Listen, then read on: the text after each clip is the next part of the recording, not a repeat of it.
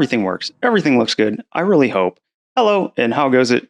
I'm Andrew, your DM for the day. Along with this band of miscreants and murder hobos, we're the Dirty Rollers, and this is our Rime of the... This is not Rime of the Frost Maiden. This is our Wild Beyond the Witchlight campaign. Too many campaigns going. But yeah, how goes it, everybody? Yeah, we got a little bit of our full setup going on. Got all of the wonderful reactive images. We've got the awesome new addition, you guys notice in the bottom left corner, the character cards. Yeah. Lady Mostella put those together for us in video. Is awesome. Hopefully have all of the little rough edges worked out from last. Really hoping we got those worked out. I'm sure some new ones will pop up, but for now, pretty happy with how everything is. Looks like chat's functioning. We're gonna test a roll real fast. Make sure all the recent rolls look good. All right, good. Everything's looking good. So, first off, thank you everyone for stopping by to check this out. We have two more. Or UI, yeah, UI is the correct. But we have two more little character scenarios to go through where we meet the characters and see what's going on. We're going to meet Cera and Moistmilk today. And then we'll meet little Mozzarella. We'll see what he's getting up to. And after that, thank you, Skilling. Thank you for the sub. Much appreciated. After we meet those two, we'll go see what Moz is up to, where he's at, what he's doing, and then I think we'll be getting to hopefully the main little story hook. And never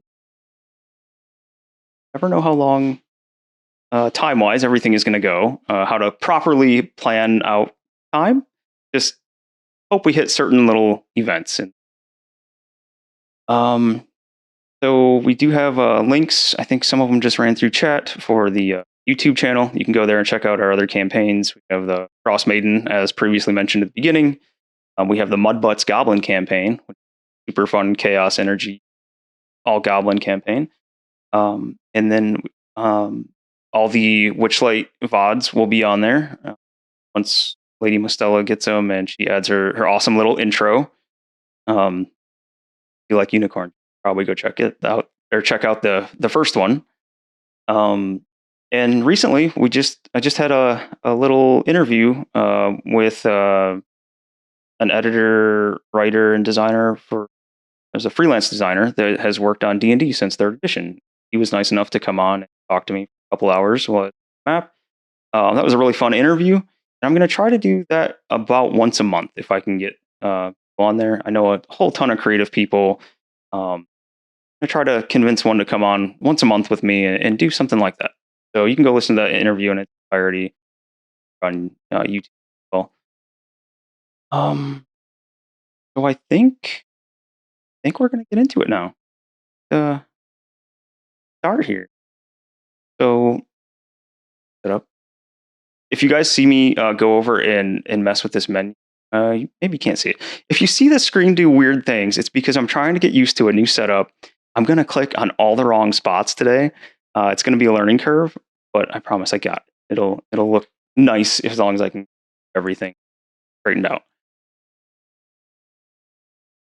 The first scene we're going to, we're going to go over to a little farmstead in the middle of nowhere, off the beaten path, a dusty, rundown,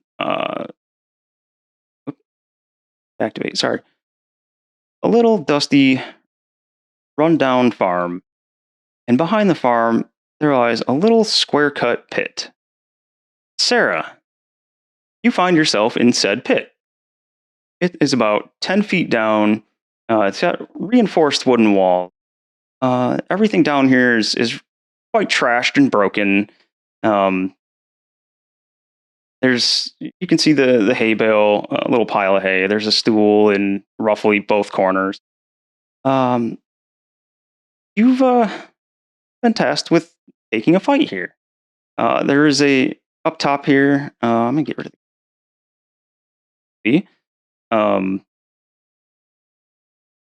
put it on the other pad.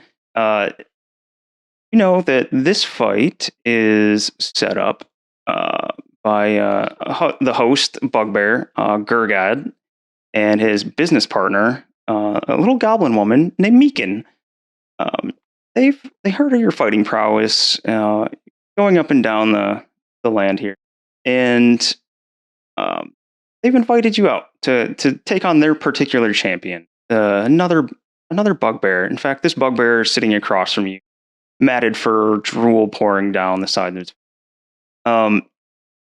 Also looks kind of confused. We're similarly confused. On meeting this bugbear, is supposed to be a champion, is introduced to you as Hungry Lou. Doesn't seem particularly bright, but definitely the size, the stature of someone that's used to fighting. Got battle scars all around to prove it. Around you, up top, you see a motley assortment of people. It's mostly what would be usually referred to as the monstrous races. See some bullywugs, a handful of goblins, an elf. There's a human sitting up top there, and your good friend Moistmilk.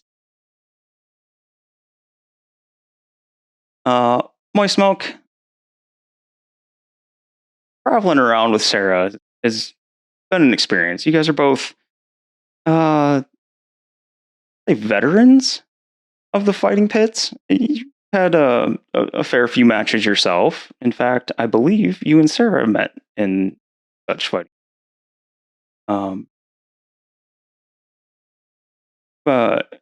Agreed to travel with Cera to this particular fight, and you've plopped yourself down next to a friendly little bullywug fellow.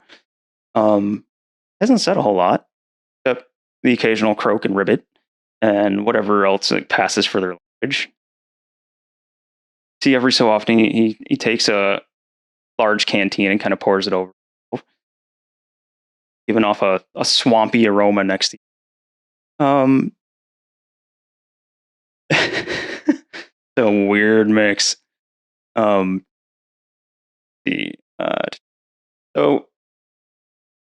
you would have been part of the conversation, or at least around. Meekin and Gurgad were telling Cera the rule, in which really there are no rules. It's just a bare knuckle brawl. First one to go down and stay down is a loser, and the winner receives a small purse, and then bragging rights, of course, for their prowess at the farmstead fight. Is there any questions either of you would have for Gurgad or Meekin before everything gets started? The small little goblin lady, right?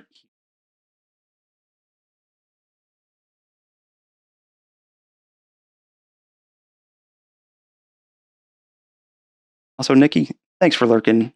Appreciate you coming in. Thanks you, everybody in chat. Is there anything either Cera or Moistmilk would like to know about the fight before we get started here?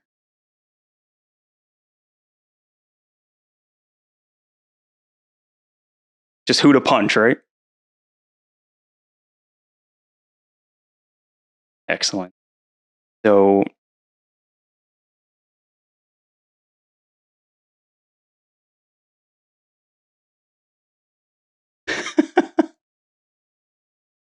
this is the big C thing. Oh no, no audio. All right, hang on. Thanks, Jay-Z. And go ahead, guys. Hello. Should be good. Hello. Y'all hear us? That work? Yeah, cool. Yay! Thank you, guys. Yay! Sweet. Hey, actually, you know what? To check that out, or to test it a little bit better, we should probably do the thing that I forgot again. It's not live stream nerves or anything. Maybe we should introduce everybody real fast before we get going. Let's do it. So, James, you introduce yourself and let us know who you're playing. Also, hey, Rebel, welcome on in. Hello. Rebel. I'm James, and I play Albie. I'm an Owlin rogue, and yeah, That's right. So far, huh? So far. So far. We got Crissy. Who are you playing? I'm playing Mozzarella, the bard. Hello. There we go. So cute. Him's a So little cute. ferretin. Ferreten. Sorry. And- Ferret. Oh, you're good. You're good. Little Ferreten, a little homebrewer. That's Albie. I didn't send it out to everybody to see. Next, got Freddie. So Matthew, tell us about Freddie a little bit. Hello, I'm playing Freddy. I am an Owlin Warlock Who likes to cook? who very much likes to cook.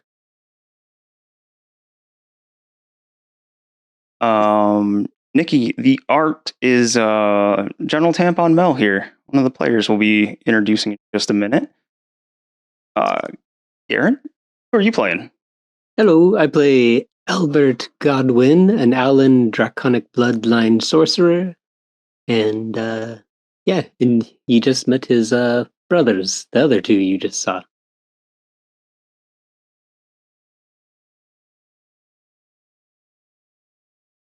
Beanie Coffee. You introduce us to who you are. I play Lavana, or Liv, and she is a sorcerer with a gambling problem. And that's I a love it. Lashtar sorcerer. Oh, yeah, Kalashtar sorcerer. Lewis, who are you playing? I'm playing Viscera. It means guts. My friends call me Sarah, though. I'm traveling here with Moistmilk. About to do a fight if we can ever get onto it. Took a Wow, shot had some at stank me. on it. It did. I see you, Lewis. And last but not least, Melissa, who are you playing? I'm Melissa, aka General Tampon Mel, and I am playing Moistmilk. She is a goblinoid hex blood paladin. And yeah, she's gross. She is disgusting. She's the grossest character I've ever known. Don't encourage Although it, Nikki. this is the tamed down version. This is the tame. This is the version 1.2. The tame down. The other one was so much work. It was. She really was. So much work. But yeah. Ding ding ding. The bell sounds. Sarah. Hungry Lou. Other screen here.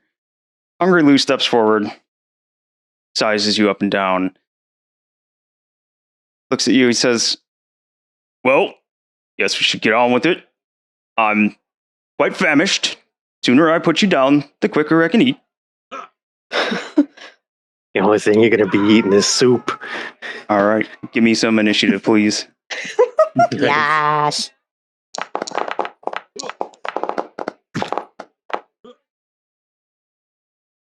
All right. About this, Moistmilk. Just in case you want to do anything, how about you roll initiative as well? Just in case.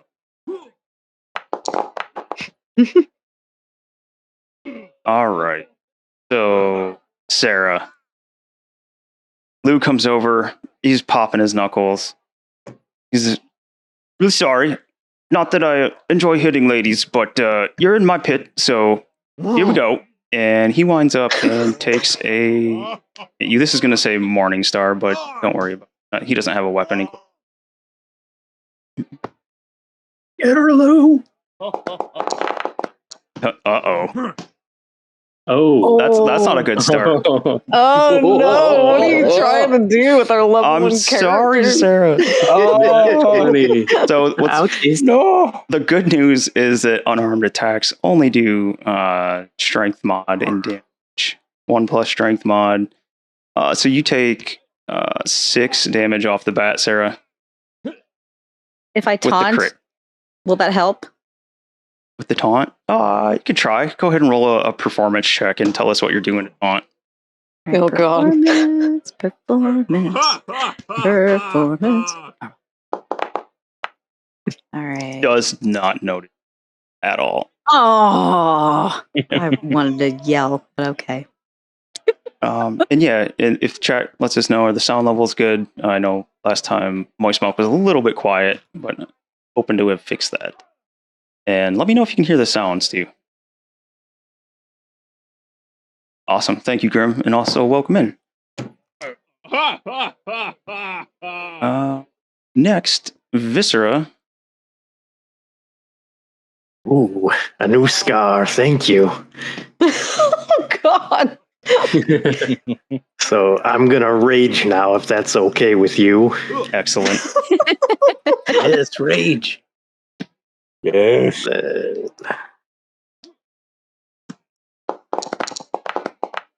Oh, that hits sound. All right, 4 damage off the bugbear. Clock Hungry Lou right across his jaw. All right. Moistmilk, are you doing anything? I would like to taunt, please. All right. Go ahead and another performance check. See if you can get his attention. Witness me. He does Dang not it. witness you. Darn it. Also, it reset your name. You must have changed your name back because it has your awful surname. Huh? They would. Now? Does it? Yeah. Mine's I still. only, Is it? I only see moist milk. Huh. Yeah, mine Yeah, mine just says moist milk. In the combat tracker, it has your surname instead of your actual name, your Moistmilk name. Huh? Oh, that's weird. Yeah, but that's okay. That is weird. So Lou gets nailed in the jaw. He shakes his head, fur and spit flies around. He goes for one big uppercut at you. Real quick, Mr. Disembodied God Voice Man. The rage damage is +2. Oh, okay.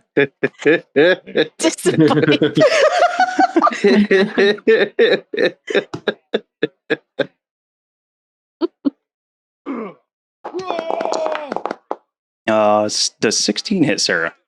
It does. Does. All right, you take 3 damage this time. And after Lou hits you with this uppercut, he swings around to the side, trying to get a little bit of a different spot on you. So 3 rounded down would be 1 or 2. 1. Okay. All right, it is your turn, Sarah. Okay. See if I can remember how to do this. Yeah, there we go.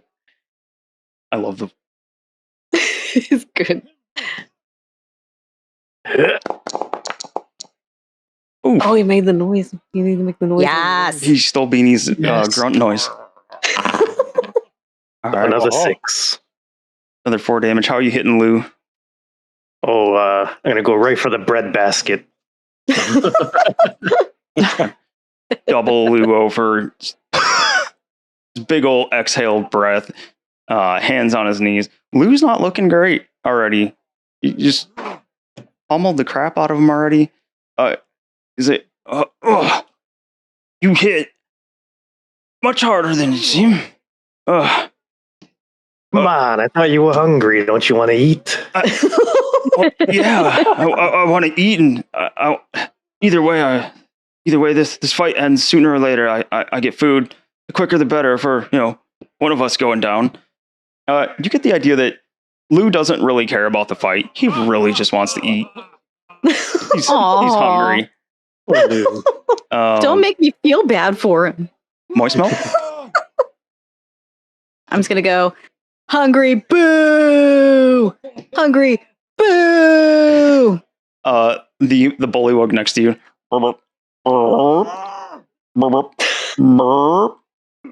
He's You taking on talking your chant shit? in his own language. Oh. That's right. She's gonna pat him on the arm. Just looks at you and licks one eye and looks back to the fight. At Icky, the gross. on his turn, Sarah, Lou wanders over, comes back to where he was at, and you can see him reach one big hand back. Moistmilk, make a perception check. Okay, perception. Come on, you got it. Moist milk.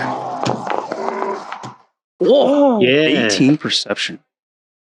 What doth my milk eyes see? I'll tell you in just a second because Manic, thank you Oh. for the raid. Very much appreciate it. So nice. Hi, Manic. Welcome on Thank in. you.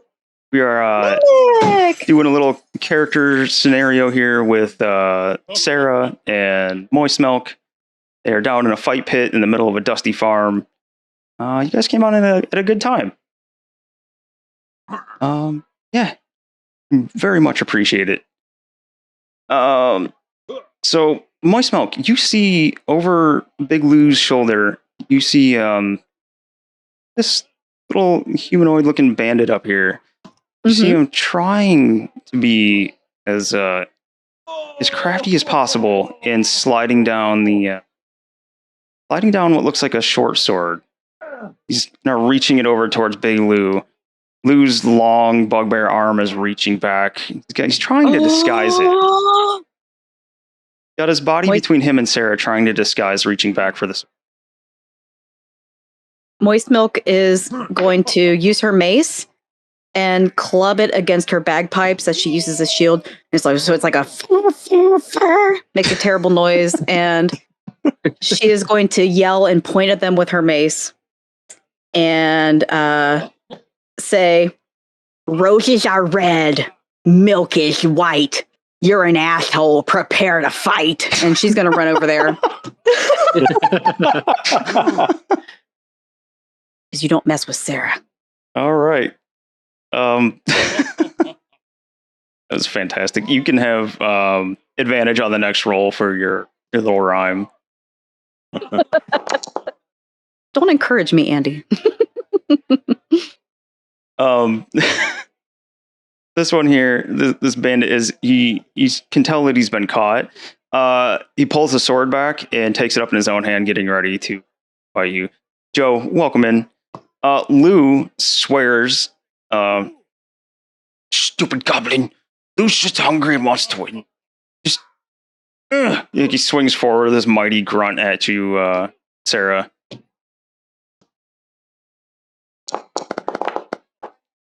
11 hit you. Oh, I duck out of the way. Excellent. So he overextends, swinging up at your face and misses. It is your turn, Sarah. Oh, I thought this was fisticuffs only. He just shrugs. What you do? I'm gonna stomp right on his foot. oh, Okay. Nice. Yes. Oh, I don't know why I did attack. There we go. Let's get rid of that. Another 4. So, stomping on his foot. What else do you do to drop Lou? Oh, once he's hopping, I'm just gonna go ahead and punch him right uppercut, right in the jaw. Right. knock one of those beautiful fangs out. With one like boxing movie style uppercut, you slam Lou under the chin. He hears and spittle goes flying everywhere, and he crashes back in a heap, pretty much where he started in this corner. With Hungry Lou down in the corner, you can see up above here that Moistmilk is wielding her disgusting goat-headed mace. A lot to say. And seems to be squaring off with a bandit up top. Moistmilk, it's your turn. So is Is this character holding a weapon towards me? Oh yeah, the short sword that he was trying to pass down to Hungry Lou, he's now wielding and staring at you. Okay, let me go into.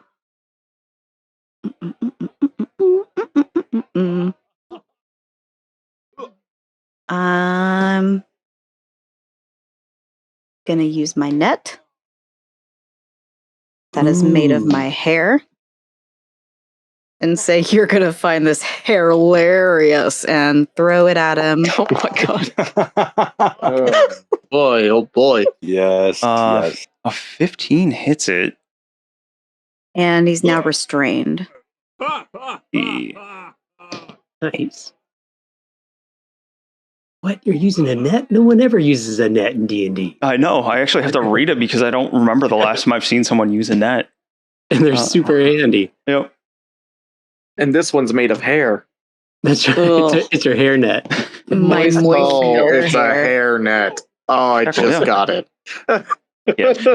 Oh, just if you guys have a thing against hair, just you're in for a long campaign because I'm she's all sorry, about her I'm disgusting gross. hair. Or buns. All right, so you throw your hairnet over this guy, and it's quite wrapped up quite fast. This goblin makes a little sound and jumps off, like he goes to jump away from the combat or the altercation here, and he falls off the end of the hay bale. So this guy is wrapped up. You have a bonus action or any movement you want to do? Let me look. I have to mute for a second because Piper is making goofy chuff sounds. Good. Oh, I can grab her. I'll go get her. Piper is a wonderful So, pup. looking around me, is anyone else acting aggressive? Or Make a perception check. okay, perception. Oh God. Oh, yeah. Moistmilk's not very perceptive. As gross as she is, she's not perceptive. So yeah, you don't see anyone else that looks like they're like jumping into the fight or trying to. Okay. And is the creature in the net trying to get out or anything? Oh yeah, you know that it was when it took the sword back, it was kind of awkwardly holding it in two hands. Sword's usually only meant to be held in one. It's got this weird. It had a weird pose holding onto the short sword in two hands, and it was like trying to bring it around to bear on you. But your net has kind of made things even worse. His arms are up close to him. The sword's sticking out through the holes in the net. Not really doing much with it. It's not having a great time. Doesn't look like he's very skillful with the sword, and definitely would have rather had handed it off to Hungry Lou. Just out of spite, bonus action, I will cast Hex. Okay. Be like, silence, and you don't hurt my Sarah. All right. Place a curse on a creature that you can see within range. Until the spell ends, you deal 1d6 necrotic damage to the target whenever you hit it with an attack. Also, choose one ability when you cast a spell. The target has disadvantage on ability check made with the chosen ability. So, which ability check would you like to hex? Ooh.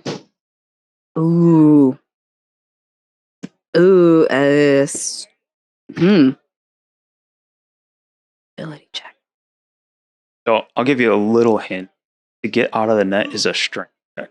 I was going to say strength, but I'm like, okay, yeah, I'll do that. Okay. So, you hex the strength ability checks. Mhm. So when he tries to get out of this net, it's going to have a little bit of a harder time getting out of there. I think that's it for your turn. You threw the net, you hexed him, and Yeah. on its turn, it is. I think it was a DC 10. Yeah, Check. DC 10 strength check, so it makes it disadvantage. Or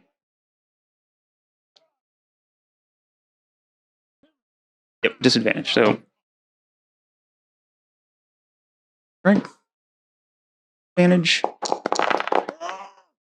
2. No, he's flailing around trying to get out of this. Kind of, you see him try to like hilariously flex his arms out to try to just brute force through this net. And then he just drops the sword. So he has no weapon now. He's just caught in this net. God, and I thought I was embarrassing. I'll kick the sword away. Okay. Away from the pit or into the pit?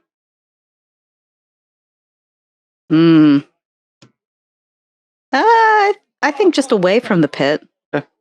That's cheating. Big Lou is out cold. You can hear large bugbear snores. So, Cera?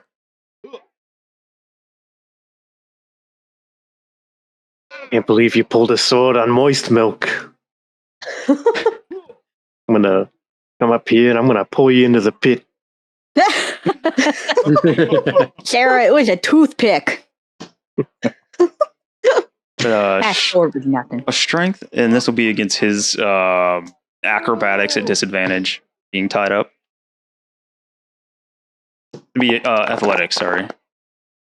Well, I mean, a natural 20. It's a saving throw, but yeah, natural 20. Yeah, it's not going to matter. The natural 20 there. I'm going to guess his acrobatics at disadvantage isn't going to be a natural 20. No. So you successfully grab a hold of one leg while he's struggling in the net and pulling him down where you're at. Come here, you little turd. All right. Pull both legs. He comes rocketing towards the edge with the one big yank. You hear a thunk as his head hits the board around the pit there. He seems to be out cold as well. Nice. Oh. Whoops. That's the wrong button. There we go. Nice. Do I win 2 times? No, just the one. Yeah. So that being done, get rid of the turn. Cera, you are victorious in the pit. I'm gonna move them out of the. Yeah. You hear some hoots, hollers, some clapping around the pit. You hear an equal amount of like disappointed grunts. There was clearly money riding on the fight. The goblin that was all excited that fell off the hay bale over here.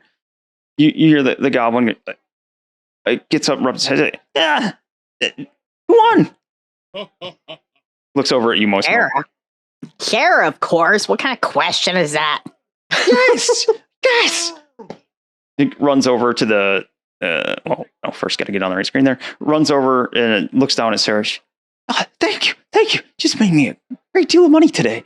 And runs off around the edge of the pit.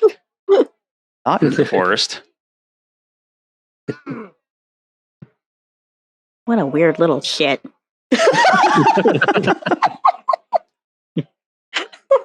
Cera, you good? Oh, I'm better than good. We won.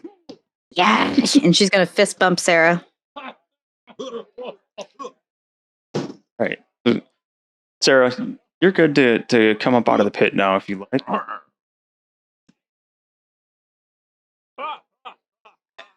Now, who do I see about winning this prize money?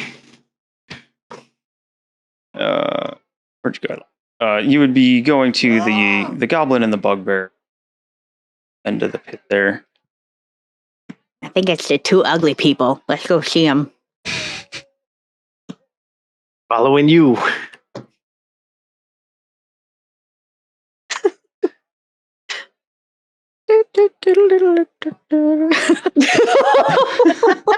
Watching them move around the map is so funny to me. I love it.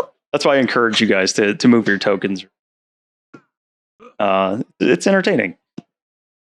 All right. So over here, you see the bugbear. Gurgad. He looks over at you, Cera. Yeah. Yes, that was a great fight. Exactly what we hoped to see. You live up to your expectation. He reaches in his pocket and pulls out a handful of coin and reaches out over to her. The agreed upon price. Count it. He hands you a mixture of gold and silver, the equivalent of. Was that what we were promised? Yeah, he did agree on 2 gold Cool. for a win. Good job, Sarah. Good job. Pleasure doing business. Meek and the goblin next to you. It's, hey, if you're ever back around here, I'm sure we could scrounge up some more fights for you, and yeah, we get a little bit more challenge to see if we can find something a little more worth your effort. What say you? Maybe a bigger purse next time? You just let me know when. Excellent. Goes over to talk to Gurgad. Oh, whoops, that is the. Oh, who's gonna do this with the new setup? All right, goes over to talk to Gurgad some more, and nothing really interesting. They're just talking about business stuff, really. As they're talking, Cera and Moistmilk, you guys are standing. You hear a little slapping sound. It's not shower socks.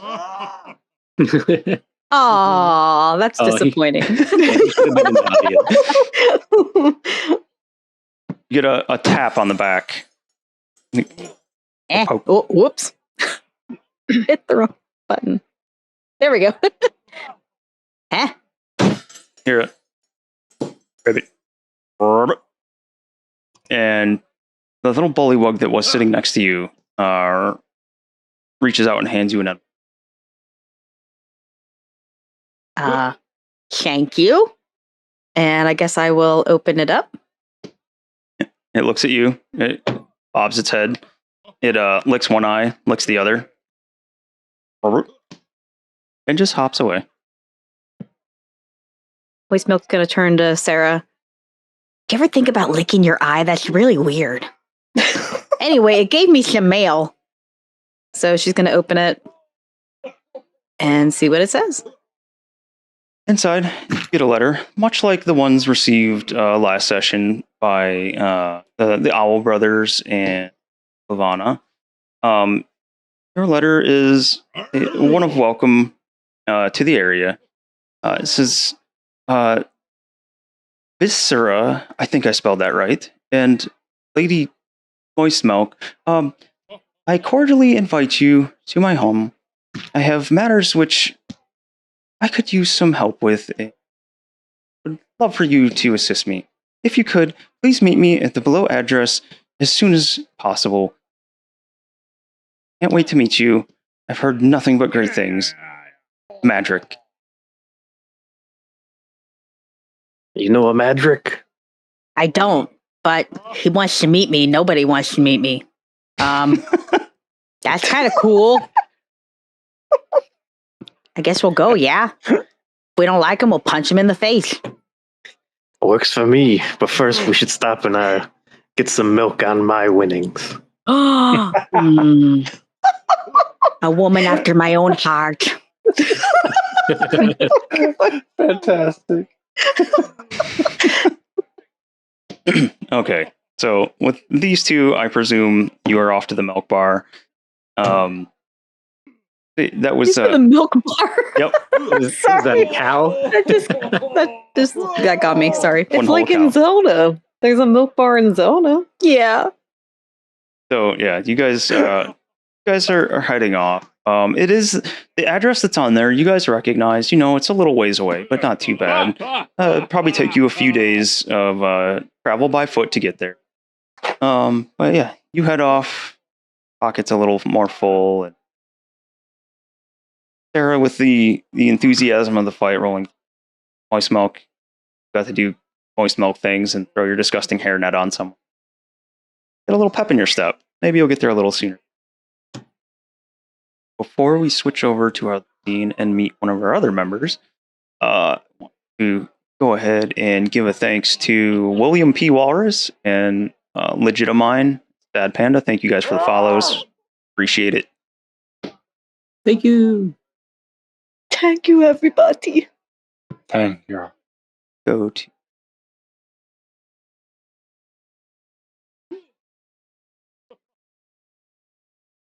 Ooh. Oh my god, he's so cute though. It's too cute. I can't handle it. My We mind go is to- melting. Maz's scene. He's so precious. I want to give him scritches so bad. Mozzarella, little Ferreten. You find yourself in a tavern that would generously be described as, rustic. It's a bit run down, but places like these are like Moz feels compelled to go to. He likes to bring joy to people that need it and bring like a general cheer and liveliness.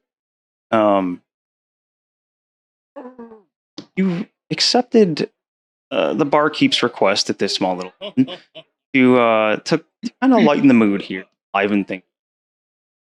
You know from being here for a little bit that this particular tavern, this establishment, people spend like their last bit of coin, last few hoppers that they have, in hopes of making enough tomorrow, come back again. It's the most wealthy place, but the people here are nice enough, if a bit short. Yeah,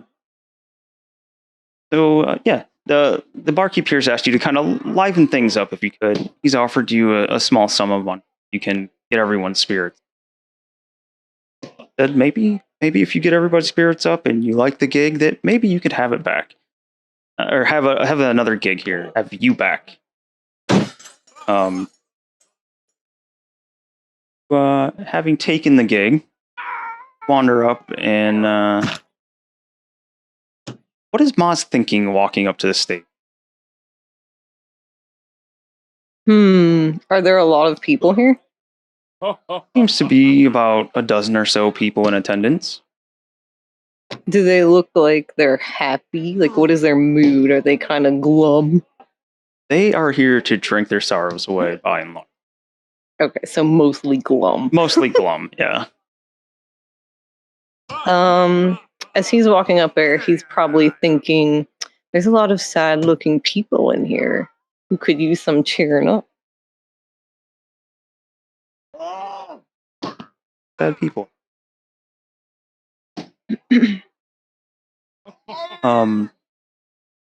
Guys, do you want to remind everyone what Maz's go-to instrument is? Oh, it's a kalimba. He plays a kalimba.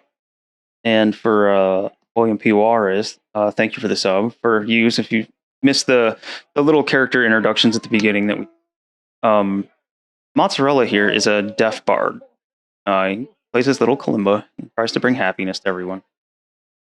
So, what we're going to do here, you can improv a song. I'll give you advantage on your roll, your performance roll. Going to need a few different performance rolls here to see if you can lighten up the mood and see how everyone reacts.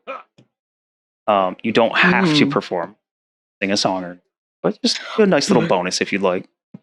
I have a kalimba, though. Got a cheery tune? For real. Yeah. So, is this like the little stage? Like this area? Is this like a little stage? Yeah, he's up on stage on his little stool. Okay. Okay, got it. Little stool. What do you say? Oh, I'm so excited. I'm gonna pee. He's probably looking around at all the glum faces, and he goes, "Hello," and he waves his little paw to everyone. It looks like you all could use some turn up.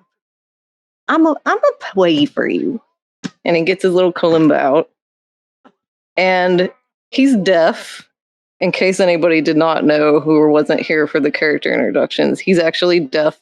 So he doesn't play instruments super well. But he tries. And he'll start to play his little kalimba.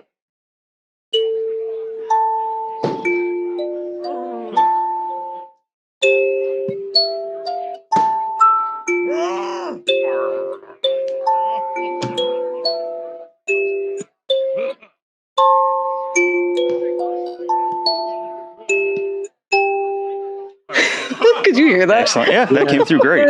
Awesome. Cool. He's so cute. All right. He's just so cute. Look at him. So go ahead and roll performance at advantage for me. Performance at advantage. Advantage. All right, 24.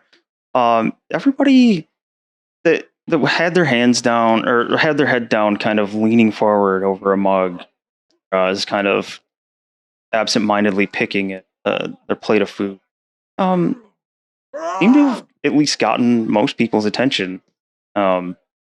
Everybody's looking up at you. They've taken notice. You look over at the barkeep, and the barkeep has this huge grin on his face, and he's like gesturing forward with his arms, like he's kind of encouraging you to.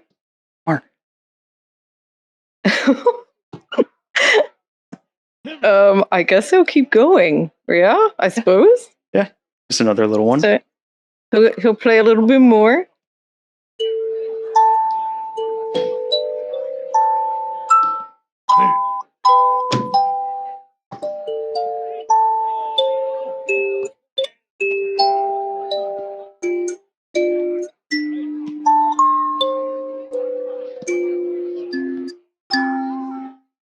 Excellent. Yeah, you can make another performance check. This one's got a little bit of higher DC to see if you can get some more people, or maybe get some people to come up and sit around the stage. Ma's got this.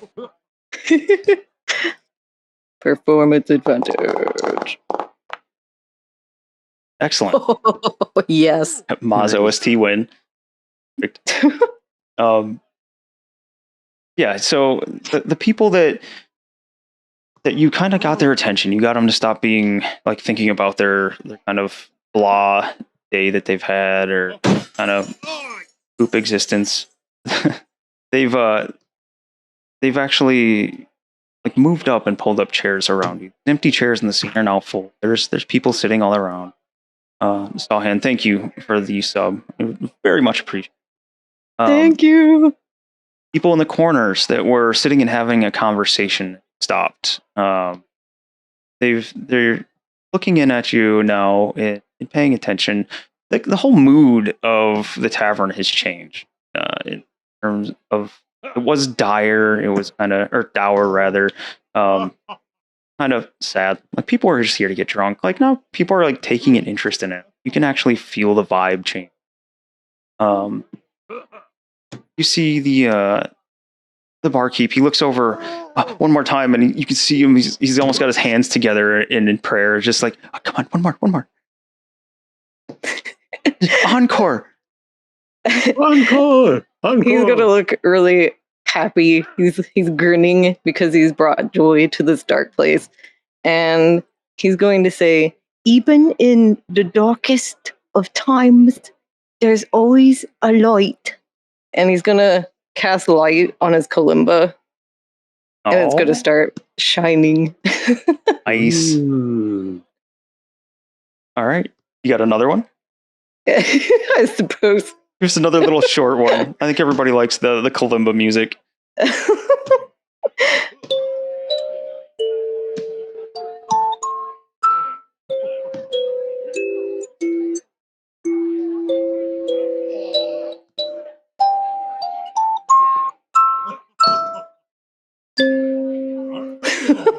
All right. So with your kalimba playing, give us one more roll at advance. One more roll.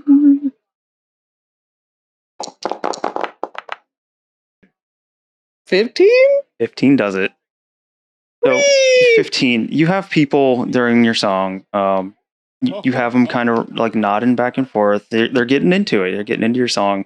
The light that you've put on seems to, legitimately brighten the whole room, but it helped just liven the mood up that last step. When you're done with your song, a rousing cheer goes up and everybody claps for you. A few people come forward and toss coins and dish to the right of there.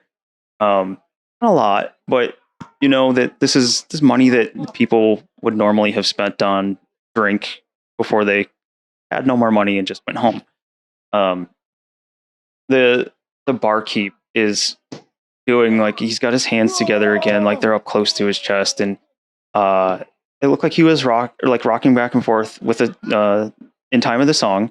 And when it's all done, he throws his arms up in like silent congratulations. Oh, he's gonna take little bows and go, thank you very much, thank you. He's gonna be thanking everyone as he walks off the stage. But he cheers, and a few of them are trying to get you to play one more. You hear one curious cheer from the corner. It says, Freebird! You don't quite know what that means. I can play bird, probably. I can try. Oh, you want to give it a go? No, I Okay. can't try. I don't know if I could actually play. Challenge accepted. Stairway to heaven. Yeah. He's like, one moment, and then he'll go off the stage since he sees he's being waved at. Okay. So when you go over to the barkeep, it's this big, portly, humble fellow. So much. I don't know what that means to people like this. See it. You brought a smile to everyone's faces. I would love to have you back if you're ever in the area. So grateful. And here, as we agreed. And he hands you 2 gold coins. A nice sum for, where you're at, in location, this tavern. Ooh, he would say, thank you very much. The whole time he was talking, he was watching the guy's face very closely. Because he can't hear, he's reading lips and watching facial expressions. And he'll add, I'm very glad I could bring joy. Joybringer is my name, Mozzarella, the Joybringer. Mozzarella, the Joybringer. He says, Mozzarella, Mr. Joybringer, I'm flattered to have you stop here. If you ever like to come back, sure I can maybe even get some more gold for you. Everyone would love to have you back. And he clasps one of your furry hands in his, and he shakes it like heartily. He laughs a little bit. I will definitely come back for sure.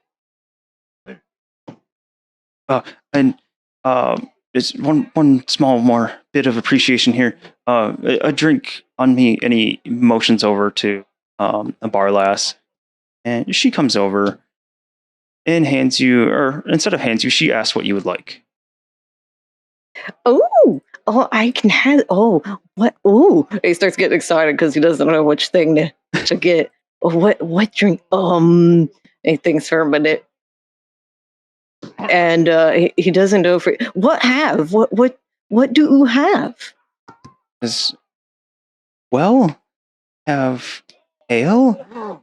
We have slightly better ale, and then we have the good stuff, which is just really, it's just more ale. That's all the other. He's like,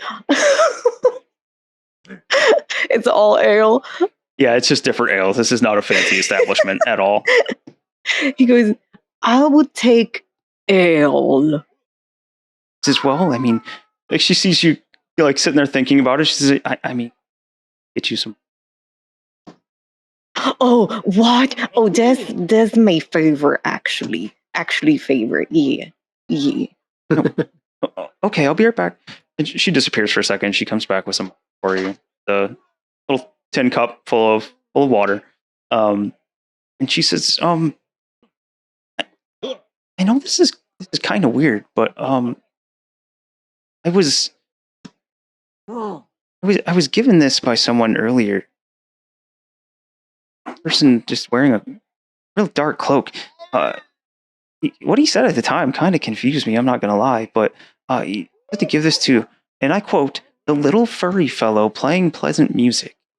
I don't know what that means. Like, we got a lot of hairy people here, and I wasn't sure if it was one of them, but nobody played any music. So I think I think it's supposed to go to you. Oh, this sound kind of like me. Yeah, probably me. Well, here you go. You have it then. I think it's supposed to go to you. Okay, bouquet. And he'll take the envelope from her. So, assuming you open the envelope, Maz, you would read the letter inside. It says, to the dear sweet bard Mozzarella. You can see like the penmanship is very fine. intricate. Is I'd like to invite you to my home. You can find the address below. I'm putting together a group of people. At least I'm inviting people to hopefully help me in an endeavor, and I would be the perfect fit. Your sweet music would lighten the steps of everyone around and hopefully bring some much need to what may be a bit of a dark time. Would please meet here at your earliest convenience. And below is the address. It's signed Madryck Rosloff, much like the rest of the party has received. Ooh, this sounds important. This sounds very important. I must do this. But before he goes, he's gonna take a few drinks out of his little tin cup of water, Mhm. and then he's gonna stick his whole face in it and kind of switch his face around in it a little bit. And then he just kind of licks the water off his face, and then he's gonna roll off the table in a barrel roll fashion and flop on the ground. And then start to walk out. There's a moment of confusion from the crowd as everybody does not really know what to make of what just happened here. But with your little barrel roll and landing on your feet on the ground, there's like a slow clap goes around and one more set of cheers. You hear the bartender go, "For Mozzarella!" And the cheers go up around. You hear your name get shouted out, and there's a couple people come up and say thank you, and tell you that they appreciate your playing. He'll say, "I play free bird next time. Free bird next time." So cute. The person in the corner that called it out has an ear-to-ear grin on his face.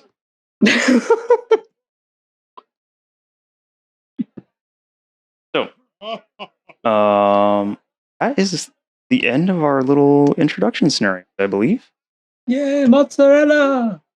Yes. Oh, I sell dung for a That- living, and that brought a smile to my face. oh. Good. That was so wholesome. My heart was melted. I love God, the kalimba. that was so sweet. Oh, We know that was James so loves good. wholesome. Oh my God. He is All a right. I wholesome love that so boy. much. So, Jay-Z, Oh, thank you for the bits, dude. We appreciate it. thanks. Thank you, Jacob Coon. Thank you, Jacob! We're not done by any means. Thank you. That was just the end of our little scenarios for each character that I want to put together. Little chance to shine. If you missed the first session that we did last week, no, Jay-Z. I'm sorry. Thank you for the bits, but also no, we're not having a single bit alert go off all the time. Lavana was playing definitely not Yahtzee to win some money at the bar. She used Definitely not. she used a bit of cunning and guile to sway the dice in her favor on the failed final roll. So she got her 5 of a kind. She got her winning. It was a very large pile of gold. She forgot that she had to pay back the barkeep for all the rounds that she had put on her tab while everyone was watching her that night. She also received the Owlin brothers, Albie, Albert, Freddie, whose names I am absolutely going to butcher and can get confused as we go along, I promise.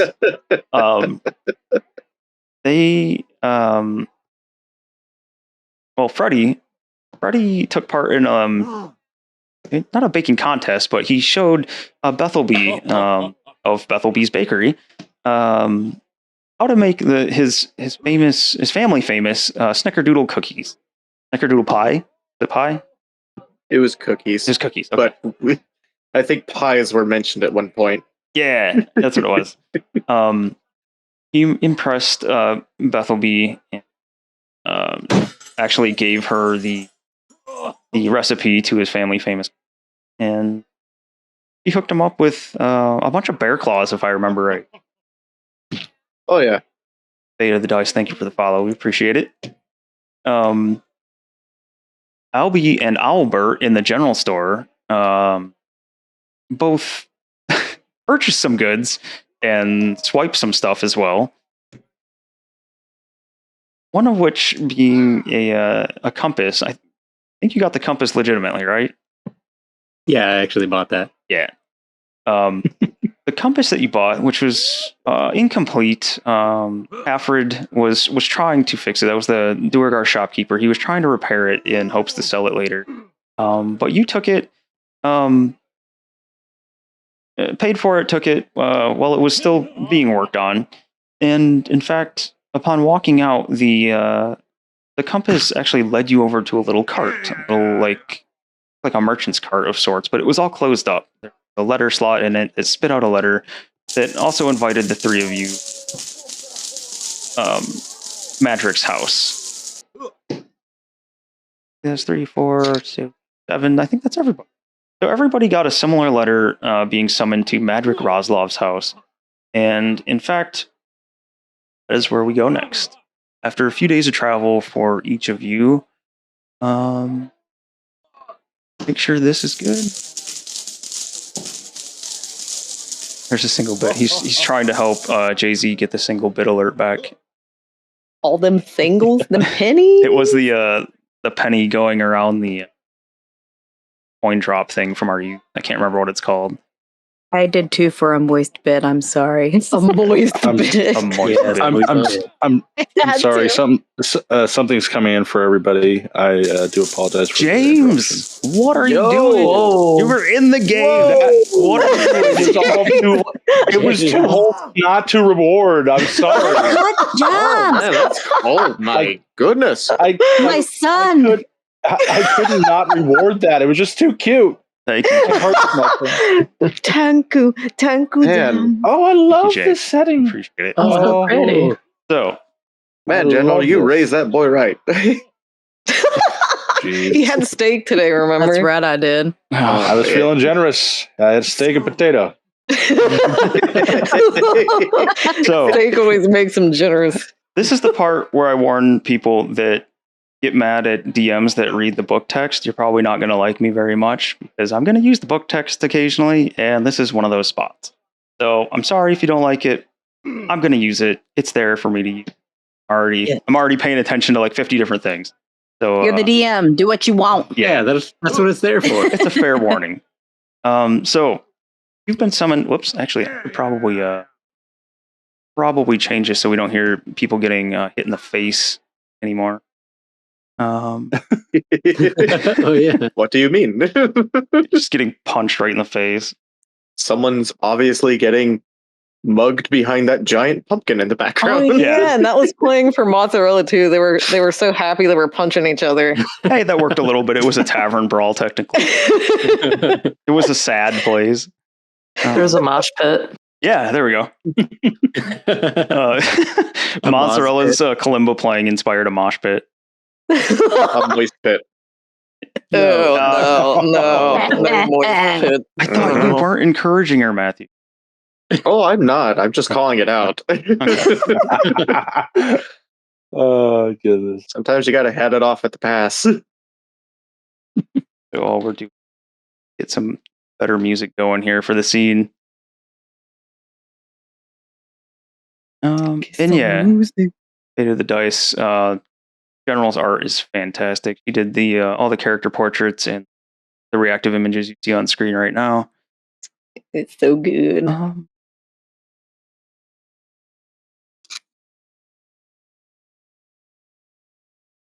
I'm just not remembering to take notes, by the way. Oh, that's all right. I've been so excited. Forgot. You mean how I forgot to introduce everyone at the beginning? That's okay. I didn't think about it either. Here we go. This isn't the one that plays voice? Hopefully not. Okay. A little bit of ambiance. Been summoned to the abode of a human warlock named Madryck Roslov. He lives on a giant pumpkin farm, sharing his rustic farmhouse with rodents and pixies. His adventuring days are behind him, and he looks quite old and frail. Nevertheless, he's delighted to make your acquaintance. So, as you guys are coming up to the house,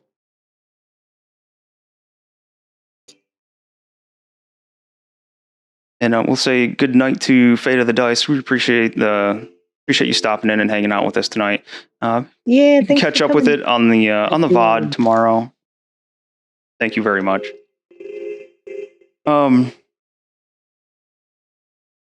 yeah, nevertheless, he's delighted to make your acquaintance. So after a few days of travel, your groups have kind of managed to camp out just outside of where his location is, all within about a night of each other. It's up to you guys whether you think you would all meet on the road before you get to his house, or you meet at his house. I don't know. What do y'all think? At his house? That sounds Maybe good. in his big pumpkin garden. I mean, we could roll for it. Yeah, we could meet outside the door or something. Like we all like show up in the morning at the same time. Just awkwardly, like, hey guys. All our hands reach for the doorbell at the same time. Wait a second. 3 feathered hands, a little gray-skinned goblin hand, a furry Ferreten hand, a gigantic orc mitt, and a human, roughly human hand. Walrus, this is a foundry, and all the maps you've seen so far were made in Alchemist. Let me export a video map to you. This map is really cute. It's so cute. I'm glad that it came out. Look, the video export actually worked. Yeah, it looks nice. So- It's so cozy. It is. Just walking up to this property and seeing all these pumpkins and stuff, Moistmilk is gonna elbow Cera and be like, go big or gourd home, am I right? Good one. God damn it. Wonder who this guy is. Oh, you're fired. This is what we get to look forward to for the next however many months this takes. Is this... what time is it right now? Is this morning or evening? If you guys all want to meet at the house, I would say that you'd probably get there in the morning, afternoon. Okay. Yeah, that sounds good. Mozzarella is rolling around in the pumpkins. He's just rolling in the pumpkin patch. Yeah, he's liking the pumpkins and flopping around on them and not paying attention to anything at the moment. We got Moz in the pumpkin patch. We got Moistmilk making terrible jokes to Cera. Levana. Oh, or what would Levana's thoughts be coming up to a place like this on her own? She would approach, probably see like people just sort of like if they're standing there, she just kind of come up and stand behind them like there's a line and not say anything, just kind of stand in line. I like that. Getting in the queue. Yep. The Must be a busy place. owls? Albie, are you sure this is where we're supposed to go? I mean, we got lost last time. Albie is totally locked on the fair, just rolling around on the ground. He's just peering over a giant pumpkin, and he's calling out, saying, "Are you okay?" Oh my gosh! Not Look at all these realizing, people. not Oh, that realizing one, she's that, huge. Hey, that cool. this cute ferret person is Oh my deaf. gosh. And he's like, are you okay? I think he would probably notice somebody staring at him after a few minutes, and he'll suddenly just stop and look up at him. Oh, hello, I'm Mozzarella. Who are you? Oh I my have gosh, found out. you're the most adorable thing I've ever seen. I'm Albie Godwin, and I will kill anybody that tries to hurt you. This thing that you just met. I'm Freddie Honeytree Godwin, and I will probably, maybe not kill somebody, but I will protect you. Definitely. Oh, and I'm Albert. Yes, and these are my brothers. Oh, yeah. He watches each one of their faces, making sure he's catching everything they're saying. It's a little bit harder to read beaks than lips, but he kind of gets the general idea. He's practiced a lot on many species that he's come across, races and creatures. So he's gotten pretty good at it for the most part. Yeah, I was He's just gonna say that you might be missing some words here and there, but you get the general idea. Beaks is new to you. You're not really used to reading Beaks. he's gonna say, well, it's very nice to meet you.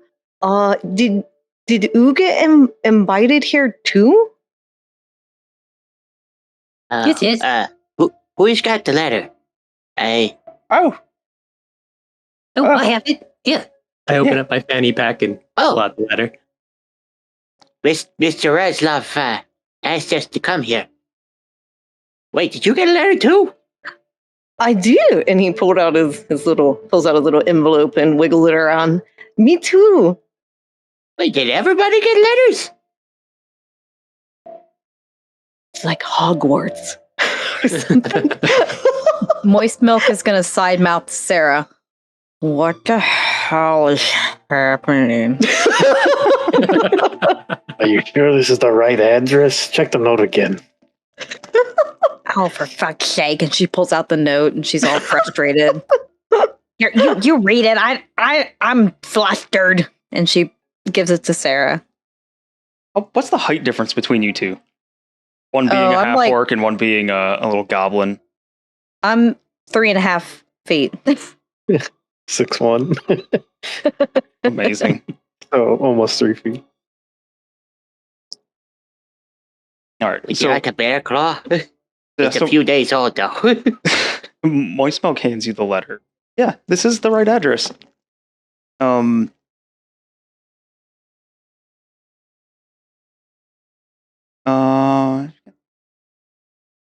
think everybody's here. So yeah, Lavana's just standing behind everybody, not saying anything. You're just watching the two of the owls, like looking down at this large, kind of ferret-looking creature just rolling around in the pumpkin patch. You see the strange duo of Cera and standing there, kind of. They seem pretty abrasive to you as they're talking back and forth, but they seem to be struggling to read a letter or a map or something. She walks up to behind Moist Milk and Sarah and taps Moist Milk on the it's hard to say Moist Milk on the shoulder. It's like, oh, are you here to see Mr. Coleslaw too? Yeah, who the hell is he? I don't. You got it too? I got a letter. Yeah, she like just holding it up and just as proof. All right, girl, you stay with us. I don't know who these other people are. It's shady as hell. Yeah, they look a little crazy over there. I don't know. I'm totally normal. You can hear laughing. Morning. Someone's muted because I can hear laughing from the other room that isn't coming through. Oh, that's okay. I'm cackling, so like it's probably better if you don't hear me. I sound like a harpy out here. Oh, I love it. Especially works for Moz. Yeah, I'm sorry. I didn't mean to interrupt. No, you're good. New friendship formed. Yeah, we're kind of locking elbows and frightful of what's happening. +5 friendship level faction gained between Sarah and Moistmilk and yourself, Lavana. So yeah, as you guys are out here, kind of entering. Is anybody going for the door, or is everybody just kind of talking amongst yourselves and meeting each other? Oh gosh, everyone get out of my way. Moist Milk's gonna just plow her way up to the door and pound on it. Hey, Madryck! Hey! Open your stupid door! You hear like one footstep and a slide, one footstep and a slide, one footstep and a slide. Just hang on. I hope that's his foot. What else would it be? Innocent child. Innocent child. I don't. There's a good Okay. clip for it. Albie's pupils growed wide with understanding. Unfortunately, he's like, "Oh no." Has Hey. Albie seen some shit in his time? What would it be? Minotaur. Man. All right. So you're one more time. Hear this like a lock slide. The door creaks open. You hear, hello. I think I'm expecting you. And Hi. great. Well, hello. Gross. Like he's trying to think to himself, and you see. I drop everything. You see a little like hunched over white hair, a little bit of wearing like some, it looks like dark, like very dark purple. Nice wooden cane. I was thinking about sooner. Like, I have a picture I can show you. I was just gonna say, do you have a picture? Ooh, that'd be cool. I do. I have to find. I was not ready. Do you need an ad? No. No. There we go. Oh God.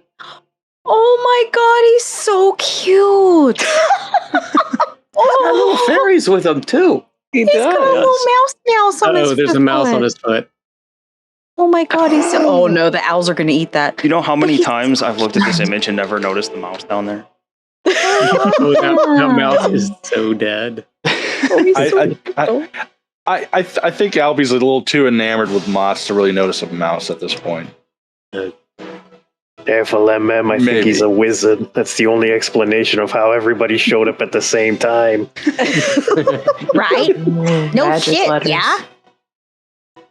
Oh, I have to admit you're a wee bit more foul-mouthed than I thought you'd be, but I think you must be Moistmilk and certainly living up to the nice reputation that you had. Foul mouth.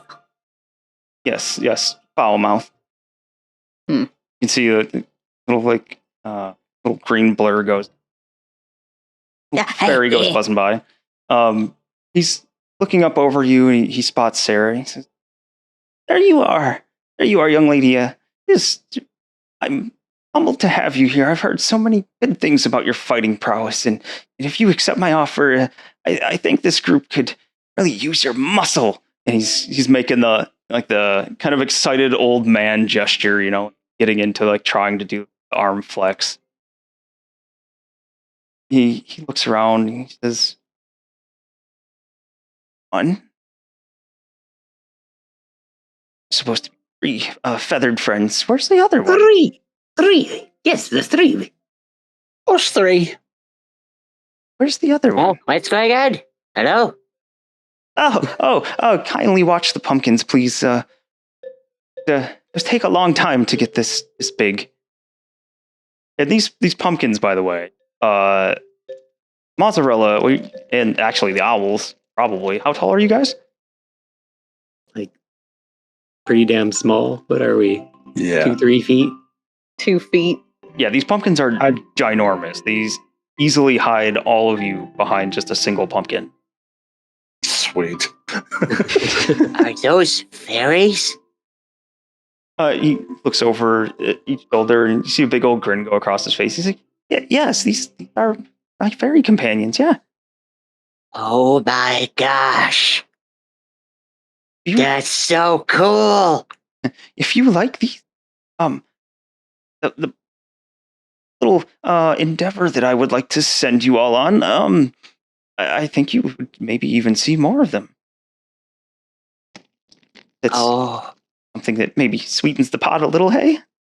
Oh, yes. I've never seen fairies. Oh, Albie, can we go? Can we go, please? 5'9" owlet Yeah. versus a 6'3" Bafor.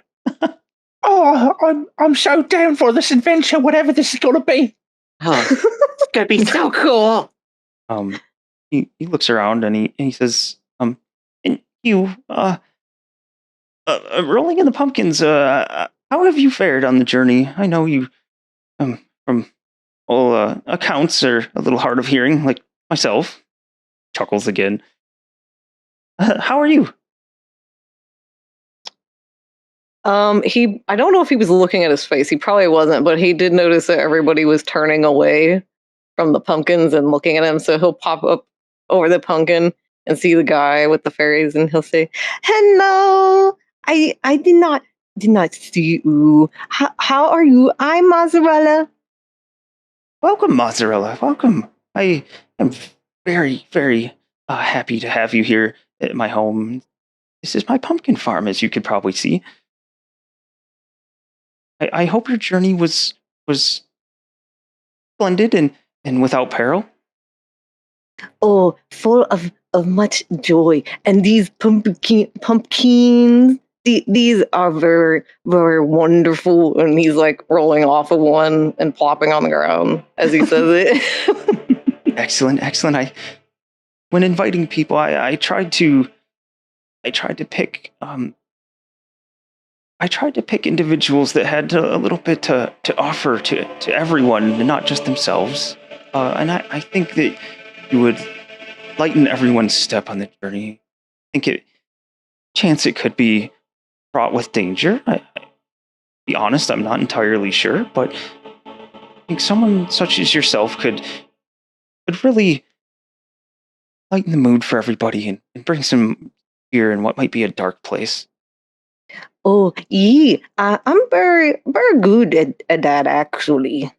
I can do. Perfect. And at this point, the little mouse that's hanging out on Madryck's, it's just been like happily chewing like a piece of bread, something kind of crumb. It seems to have finally noticed that there are 3 rather gigantic owls standing around it, and it takes the hell off inside, just leaves the bread behind and skitters off into the house. Madryck laughs. Don't mind him. I'm sure you wouldn't harm him. Any of you? I wouldn't.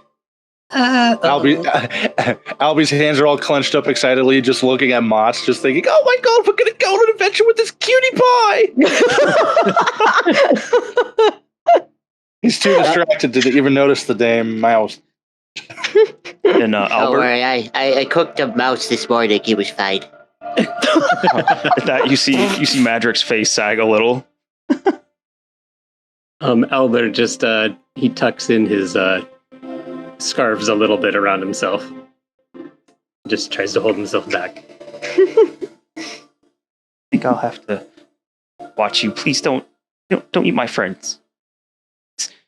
Everything on my farm is I've grown quite accustomed to them. We live together. Oh, that's okay. I actually have quite a few of them. Alrighty, I will not eat that one. And he pulls his scarf open and shows there's like a bandolier of mice, of dead mice underneath his scarf. He looks briefly horrified. Like you could see a brief look just flash across his face before he collects himself and says, I understand. All the ones on your bandolier, I hope those are your meal, and you don't fill your bandolier with any that would be found on my farm, please. Oh no, I would not do such a thing. I have plenty now. This is food and ammunition. Albert, why did you pick all those up? Oh, I've had them quite a long time. We're going with You know food spoils, right? We're going with the jerky and petrified thing again. Yeah, they're dried out. Oh god. This is a Garen the player standby. Mice mummies. I love it. I have a reason for them. They're part of they're his weapon. Is catapult in the future? No. Okay. Just flinging mice. He looks around at everybody. Yes, so Albert, I were picked along with your friend here, and that one back there, the taller lady, and he's pointing out you, Lev. I think a strong collection of magic and magically inclined individuals would, well, you're going. As he's saying this, Freddy, make a perception check for me. Oh, okay. My gosh, I was so enthralled. I forgot this is a game where you roll dice. I know. Perfect time for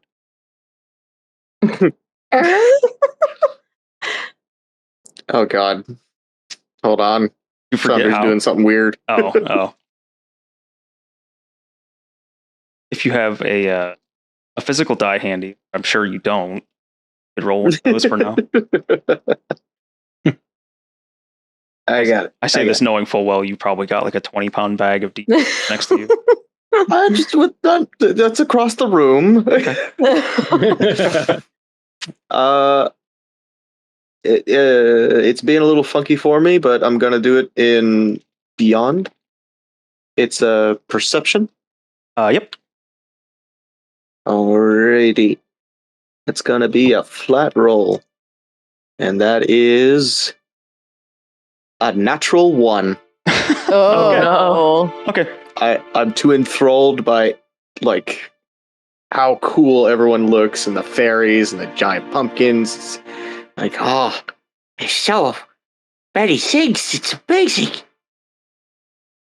Yeah, he it's something as he was talking about that you, as you said, enthralled by all the pumpkins, pixies. But he looks over at Lavana and he says, you miss, you your ways, your willingness to take a chance. I think that will pay off, whereas some of them might play things a little safer. I think your nature of taking a chance and, well, combined with what I think is maybe a hidden desire for order, don't usually go hand in hand, but I might bring a good balance to the group here. And I must say, as he steps back and looks at everybody, I haven't had anyone else show up. I really was hoping for some more. The more the merrier. Actually, where I'm sending you is a rather large place, and I'm hoping I can maybe get different groups together, but I think the 7 of you are the only ones that answered my summons here. So if you please, I can explain a bit more, if you want. And he shuffles back towards the door. So the one footstep in the cane, and then drags 1 foot kind of lazily behind him. Come on, let's hear him out. And she's gonna grab Lavana and Cera. Moistmilk is. Let's go hear him out. Might as well. We're already here. Lavana kind of narrows her eyes and kind of like leans in. This ain't one of them multi-level marketing schemes, is it? Because I got a lot of Tupperware still. I can't get rid of it. Don't worry. I know about the essential milk oils. I got your back. Oh, Okay, sounds good. essential milk oils. Oh God. What's Albie essential will, milk oils? Albie leans into his brother saying, Did you hear that? It's a gold mine of Tupperware. Yo, I like that this stuff. These containers made my Tupper M-ware have made its way through the Forgotten Realms and the D&D world at large. yes. I don't know what Tupperware is, but I want to see. Walrus, I appreciate the hydrate. Soothing the voice. oh yeah. All right. Well, I guess we'll all follow in. Mr. Moss, come on. All right. And no one's staying outside. Everyone's going in. Mm-hmm. Follow. So, you guys go inside. There's a small, the whole place is small, really. It's like an L-shaped building and a hard, little L-shaped building. You guys came in one end. There's a little small wood burning stove. An old sturdy rocking chair. It's nice and like comfortably warm in here. You can see around the house little animals scurrying about, little like fey creatures. There's the pixie fairy kind of busying themselves around. In fact, you can even see a couple little like fairy houses set up little like huts and brought in little teeny tiny plants from either outside or elsewhere. You can see the mice scrambling around. It's like mice all over the place, but not in a way that makes you think it's like anything. And in fact, his house is very nicely kept. Gross. Jay-Z, no. We're not having another Wilhelm. Kill him! He sits down at the sturdy rocking chair and he kind of gestures around, but he's like, I apologize for the lack of furniture. I'm mostly just here on my own, but pull up a stool or a crate or really anything that's handy to sit on. I don't mind, I promise. I don't need furniture. And he just flops on the ground and lays on his back and stares up at him. Splat. Moistmilk is going to squat and put her elbows out and be like, Cera, Lavana, you can shit. Papa Honey Tree always said ladies first. I think what she was saying is you can sit. Right? Yeah, like on your on her arms. lap. Okay. I'm squatting and I'm putting my elbows out so the ladies can sit. Okay. Wanted to clarify that. I'll grab a stool and bring it over to Moistmilk and There you go. Please. Who are you? Oh, it's Freddy. Who are you? You're bringing me a butt stool last night. Papa Honey Tree always told me to be nice to ladies. I think I like you. Anyway, arm Kinda butt weird. stool. But not bad. Madryck claps. He's like, "This is wonderful. Everybody seems to be getting along rather well. It brings joy to this old heart." He waits a minute to see if everybody gets at least semi-comfortable. Says, "I've acquired many treasures and made some pretty important contacts during what was the adventuring career in my time. I would not mind passing treasures that I possess and favors along to you.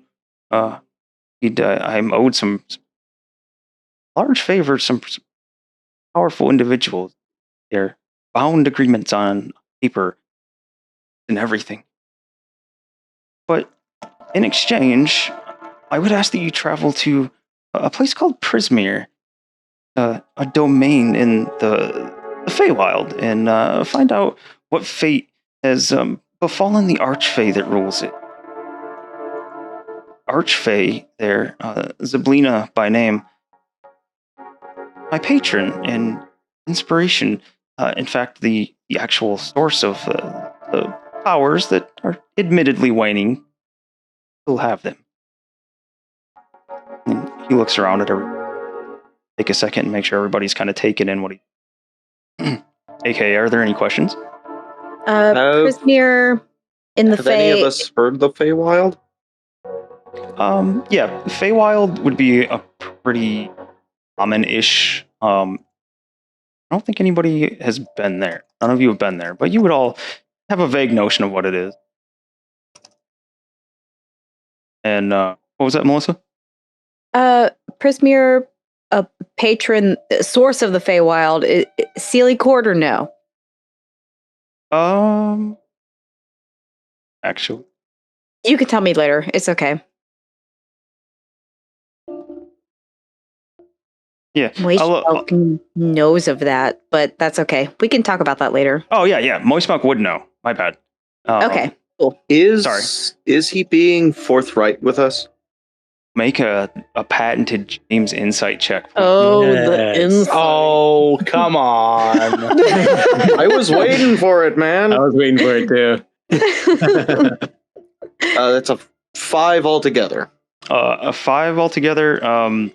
You can't tell. You're kind of you're more worried about whether the lady friends you've made are comfortable, and you're trying to make sure that you did the right thing. You're following Papa Honeytree's teachings as much as you can.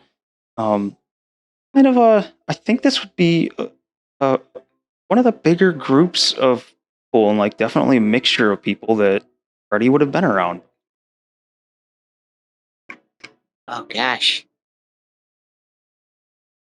But yeah, once he's satisfied that everyone has gotten what he said, he continues on. Says, I've been unable to make contact with Zyblina for the better part of a year or so, and frankly, I fear something terrible has happened to her. You can see my adventuring days are long, but Zyblina's been good to me, and I would like to know that she's well before I take my leave permanently. He looks around, and I guess would think that he's looking to see if you seem like you're all along for the ride yet. Oh, yes, adventure. This sounds great. Here we go, Albie. Well, of course. Yes, brothers on an adventure with new people and maybe friends. I've never had friends before. New friends, new adventure. He looks excitedly and rolls around on the ground. Oh my God! Freddy. Give yourself a load. Freddy's just hopping on from one talon foot to the other. It's like, Oh boy, oh boy, oh boy, oh boy, oh boy. Excellent. You're all at least somewhat intrigued. Continue on. Excuse me.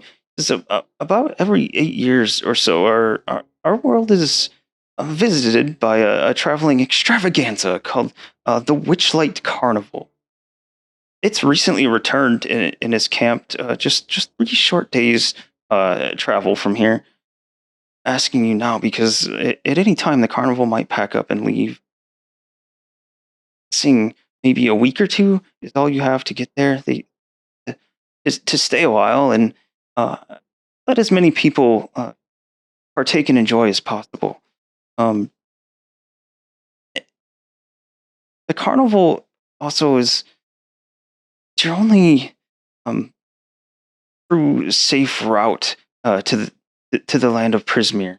It's like a fey crossing, if you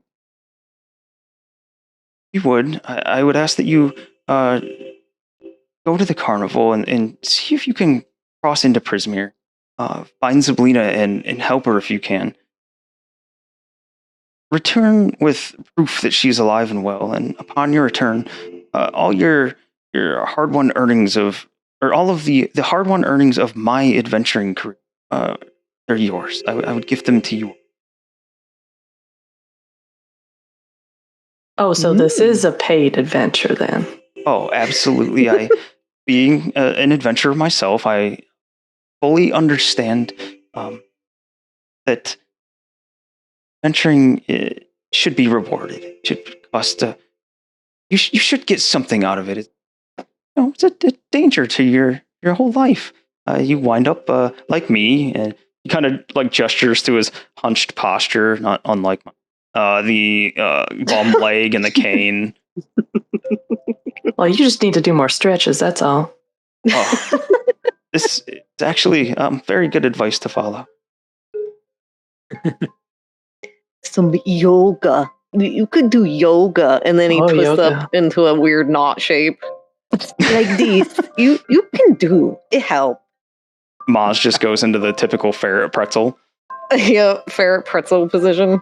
My gosh, you're like a fur doodle.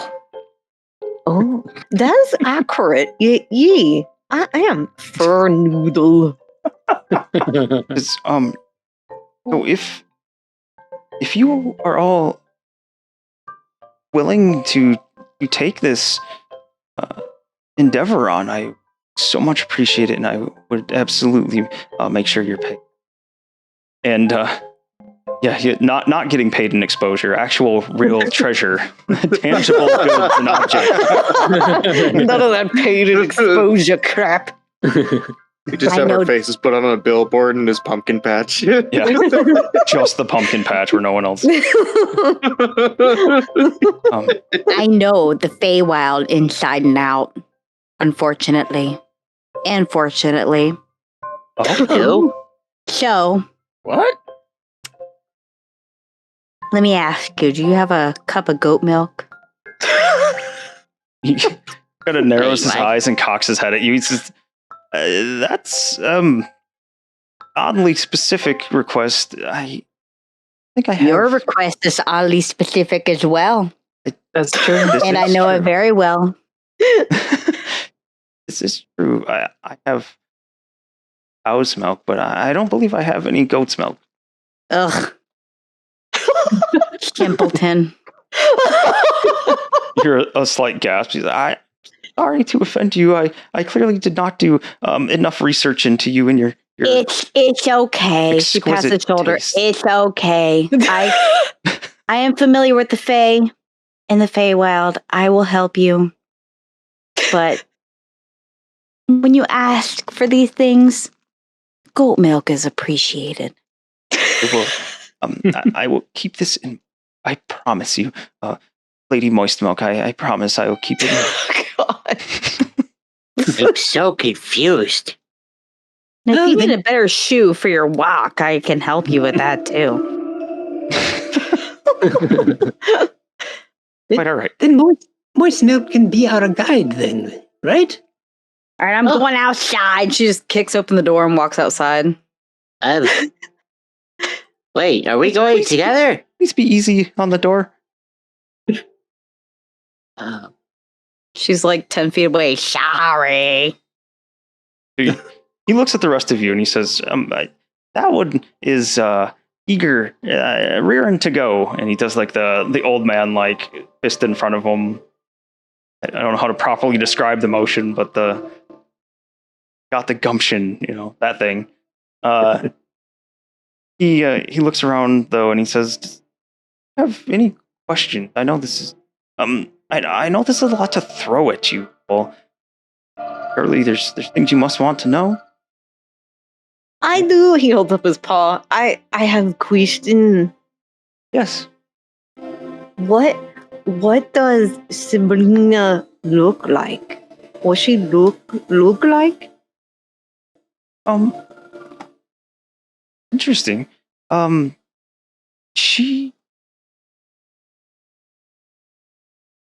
You would call her a fairy godmother of sorts is how she appears mostly. Yes, mostly a large fairy woman, definitely larger than the fairies you see in the house here. She's very magical and appears quite magical. It's really how I want to say it. Does she smell like candy? Candy.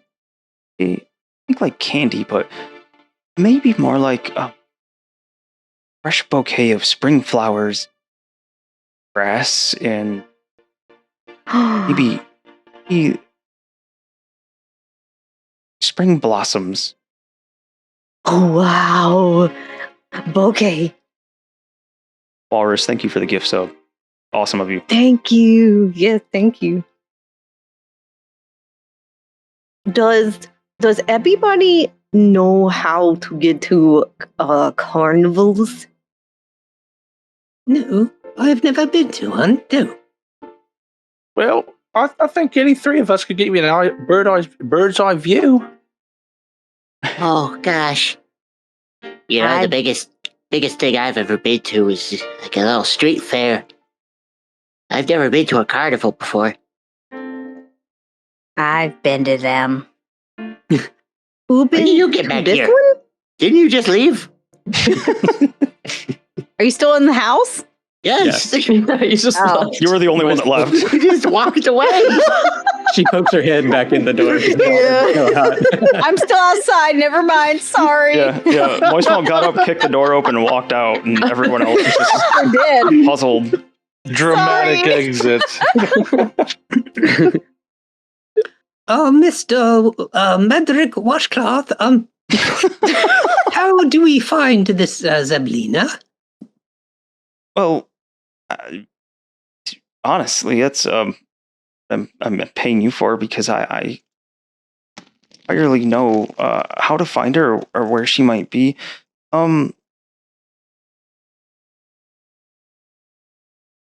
Think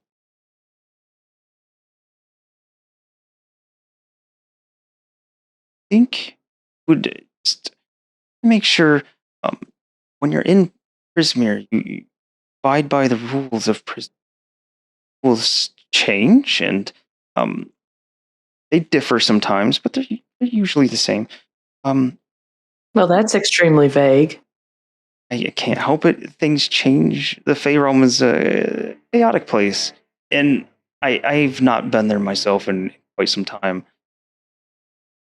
But he says, what you would be looking for is, as I said, the large fairy godmother persona that she takes sometimes. Other times, to mortals, she looks like a statuesque woman. Long white hair, a small tattoo shaped like a chicken's foot below one eye. It'd be a dead giveaway that you're talking to Zyblina herself. Do we ask around for her? Is it safe where we're going? Is it going to be dangerous? Do we need weapons? Hey, Weapons, Albert, yes. maybe we could use your compass. Oh, yes, I have a compass. Perhaps I can find her. Yeah. May work. I can't promise a compass would work still in the Fey realm. It might be a little bit different. But he says, one place you may want to look is the Palace of Heart's Desire. I've tried sending some scouts and other people that can traverse to the Fey realm a little more freely. They've been there, but they've not seen her. So, someplace you could check. A magnificent structure in the heart of Prismere. But as I've said, she hasn't found. I have assembled you. I think all of you could make the journey and find her just fine.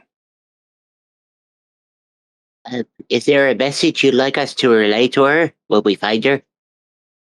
Oh, that's very kind of you. I think I would let you know, or let her. I would have you tell her that I'm alive and well, and I really wish that she is the same. I'd like for you to tell her that she's still in my thoughts. I still practice her ways, and that I am ever thankful for all the power she bequeathed me. Best. Alive and well. Thank you for power. Ready or what? Sorry, I'm ready with my chicken scratching. Oh, understandable. Okay, I got it.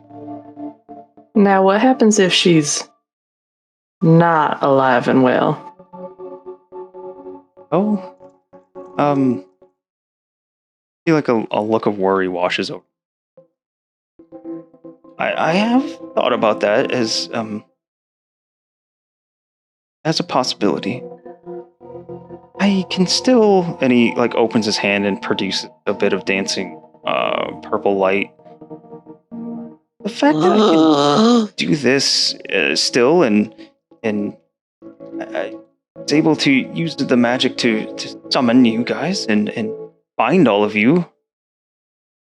leads me to believe that she's still there. Or is she completely deceased and no longer among the living? I don't believe my powers would still work anymore. Do you think she just doesn't want to talk to you? That would be an unfortunate possibility, but I don't believe that's the case. Okay, I just want to make sure this isn't some sort of weird Desperate X situation before I'm getting this drama. It's sort of a lot to deal with, you know. Oh no! I'm far too old for any how'd you put Desperate X drama. A younger person's game. Okay, just, you know, I would ask. That is a fair. Mr. Roslov? Yes. Albie. Yes. Now, does Zablina have the ability to find anybody? Oh, that's certainly an interesting question. I should think so. She's a very, very powerful individual. Oh, she's good. So do you think that if she ends up being in trouble, but we help her out, she'd be able to, let's say, help me and my brothers out as well? Should think so. What favor would you ask of her? Just to help us find our mom, Amelia Godwin. Oh yes.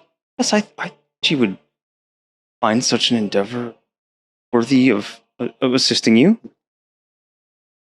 Definitely think that would be in her capabilities. That seals it. And I fly out the door. Albie! We haven't yet. Albie! I run after him. So two of the three owls are out the door with Moistmilk. I'll fly out as well. All right, all three owls. Adventure! Yes, adventure! Sarah. Thank you, Mr. Walcott. Thank you, sir. Thank you. We're all very welcome. You have a lovely hug. Goodbye. Albie is just deuces. I'm out. Sarah, Lavana, and Mozzarella. Do you guys have any questions you would like to ask Madryck here? Yeah, what's the deal with that mark on your noodle? he points up to it. That I was wondering if anyone was going to notice the mark up there, just above it'd be his right eyebrow. An interesting mark. Is deceptive. It's a mark. The mark of my patron, ladies, Zablina. Okay, that's all for me. Okay. It's a chicken foot. It's the same one that matches what he said she has. Okay. Would Moistmilk have recognized that from her Feywild shit? Probably as the like for sure that it is the mark of Zablina. Okay. Did he actually tell us how to get to the carnival? Didn't. Not yet. They're just leaving. Yeah, everybody's just like... Mozzarella wants to ask that for sure. Wandering in a random direction. So, Mozzarella, you're asking questions that you really know here. Kind of laughing. He says, after you leave my farm, I would recommend taking the road and traveling north.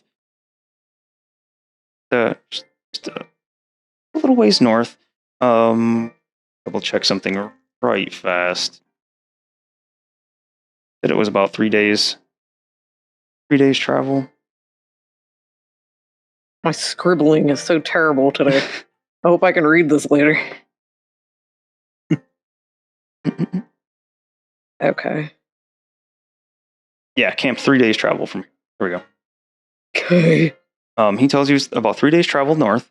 And it says you'll be expected to buy tickets upon entry. I don't really don't recommend going in without a ticket. Just follow the rules there, and you'll do just fine. Pretty lax and loose, and I dare say that I think you all will rather enjoy yourselves at the carnival. It sounds very fun. Can't wait. I can't wait. But I hope you enjoy yourselves there before you can. In the Feywild in general, it's a very dangerous place. There are incredible, amazing sights to see, but blinded by the beauty, danger around turn. Just I want prepaid tickets because I didn't get goat milk. Moistmilk pops her head back in the door and says, Prepaid tickets. I'm sorry, I don't have any tickets for handing out. They're here so infrequently. Unfortunate. I am sorry. It's okay. I got some monies. And he pats his little backpack and you hear jingling. He doesn't hear jingling, but you guys will hear jingling. Don't be all cute. Boys is what I do. Oh, shut up. And she's going to pick him up. You stop it. Come on, let's go. Wee! Posture check. Thank you. Everybody sit up. Stop slouching. Wee. Yep. And Xanthos, thank you for the hydrate, man. Thank you. Xanthos! Hi, Thank Xanthos! you. Xanthos! Xanthos! I can't wait to watch you again. Yeah. So he says one last thing. Yes, Twisted. That's Twisted. by design for our campaigns. Before I get to the next part here, I will say there are more redeems coming once they're out of the carnival, because I really don't want to mess with everybody in the carnival. I just want all the players to have fun and really be able to enjoy and see everything there. After the carnival, there's some pretty tasty redeems. Welcome on in, Twisted, and thanks for coming and hanging out with us. Same for you, Xanthos. Appreciate you being here tonight, man. So back to Madryck here. Madryck says, last little tiny little bit of information, if you like. When last I was there, carnival was run by a pair of Shadar-kai.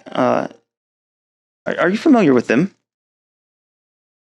Shadar-kai. Pair who? Are we? Why you mention them? Oh, well, just to tell you, they are the ones that run the whole show. Mr. Witch and Mr. Light. They the Shadar-kai are native to a place called the Shadowfell. It's not a very pleasant place. Oh. Oh. Are they mean? Oh, no. Anything in the Fae can be mean. Are you for the Fae? Did Moistmilk come back in? Yeah. She just keeps walking in and out with Mozzarella. She's just eavesdropping at the door. I thought I was holding Maz. I forgot. She is though. She This is true. This is true. My bad. I forgot you said that. It does. Yes. There's and anything can be mean. Wild. But Mr. Witch and Mr. Light, they're joyful spirits. They're very happy. They're the Shadar-kai, which you seemed a thing or two about. Curious about that. No, they're Shadar-kai are elves that are native Shadow. A friendly But Mr. Witch and Mr. No. Light are a bit different. They're happy enough. Their demeanor actually fits the entire feel of the carnival. I assume they're still in charge. It's been some time since I was there, mind you. It's a business that they've had, and they took over for what years? Thinks for a second. Says, well, I think well over 100 years ago. Time is different for the Elvish folk. Joyful Sadarkai. I must see to believe. I think I never see. Oh, have you experienced Shadowfell?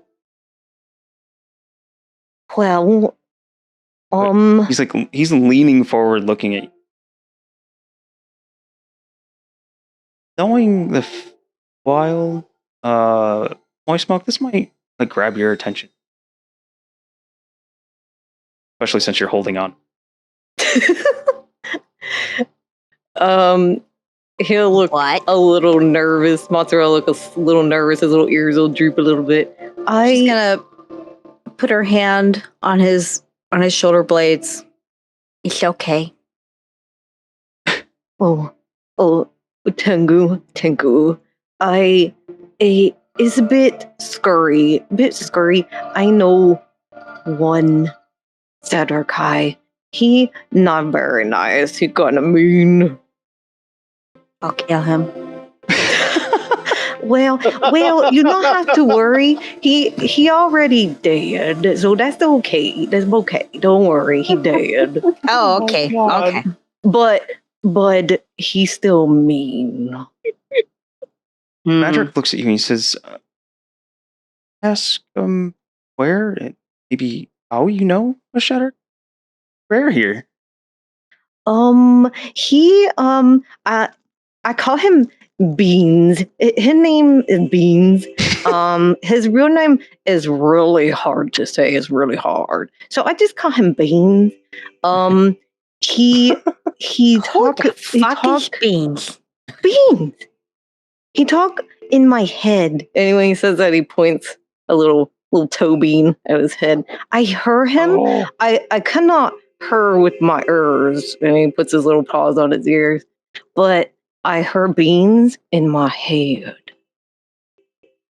Madryck sits back in his chair, thinking real hard about the. I hear beans in my. He thinks on it for a second, and he says, "I hope not tormented by beans per. Anything else you want to share? You're more than welcome. That is a story.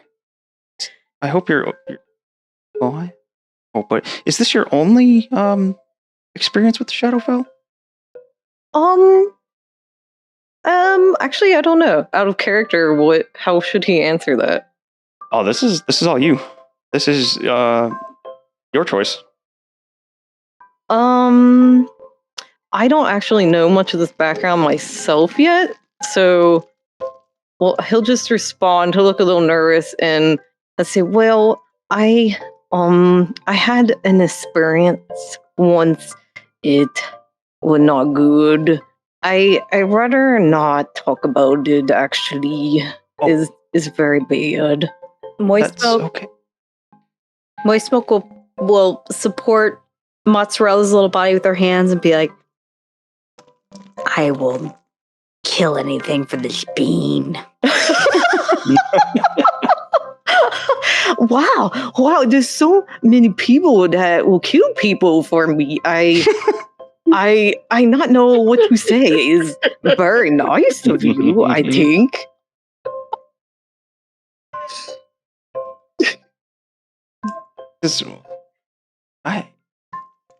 A bit of experience with folks, spirits from other other places. Just mind yourself and careful. And bother you to stern voice and tell them, go away. As much as you're able, and I know that's a bit against your friendly demeanor and nature, but it's okay to stand up for yourself. You can tell them. Hopefully, it's just this one that's mean and talks to you. Like, tell them to go away and leave you alone. Say it stern and hold your ground, and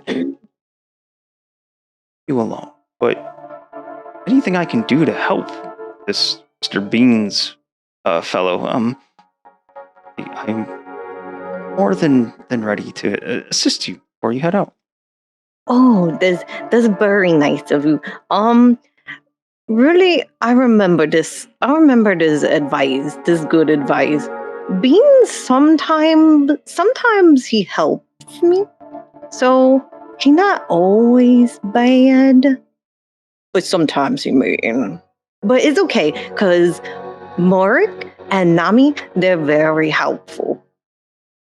Oh, are there other voices you hear? Yeah, they're pretty nice. I like them. They help me. They're spirits. Oh, okay. This makes a little bit more sense now. I'm glad you have other ones that will help balance things out a bit. It's good. It's good. I think I can handle. Excellent to hear. He looks up at Moist and he says, "You take care of this one. He's far too pleasant to let anything bad happen." I will take care of him. The Fae is not a kind place. I know it too well. I will protect him. And I will fight. Very kind. Good friend. Just winning over 30. He sure is. He's supposed to, right? Isn't that what bards do? He's supposed to. I'm doing it right. He's winning. I never played a bard. Well, you're doing splendid so far. He says, "Is there anything else I can answer for you before you head out?" And he's looking at both Moz and Moist. Who do I need to be afraid of, and who do I need to fight in the Fae? I know the Fae very well. And I know who I fight on my side, but who is on yours? I've been so long since I've been there, and time passes entirely different there. Keep that in mind. It does. I don't know which of my allies would still be around. If any, in fact, the scouts that I sent ahead of you guys, able to find my old contacts.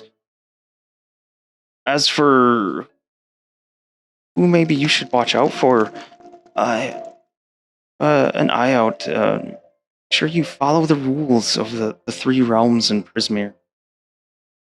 Where you find out those rules right away. On entering a new realm. Don't want to break rules. Respect the archfays of the archfey ruler in each realm, and careful. We'll say. Probably know this, but maybe Mozzarella doesn't. Be careful about making any kind of deals, bargains, pacts, or with the. Oh yeah. They can very much, hold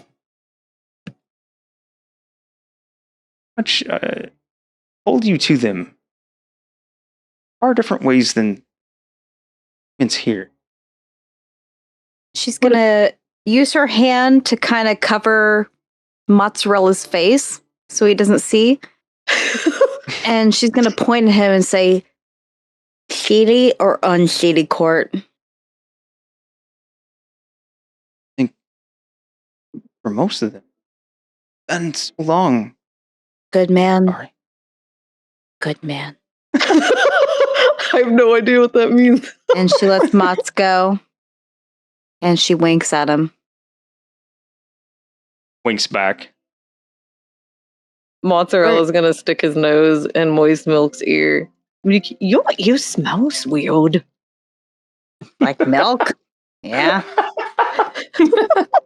Oh my god. I was like, summer milk. Summer milk. Ay. Just Oh my picturing God. like the glass of milk you sit on the counter and forget about for a few hours. I don't even like milk. I don't either. I don't like milk either. Neither does Xanthos. On a side note. It's good to know that your character smells like weirdly Once again, room I make temperature characters warm that I milk. hate. Yeah, I make characters that gross me out.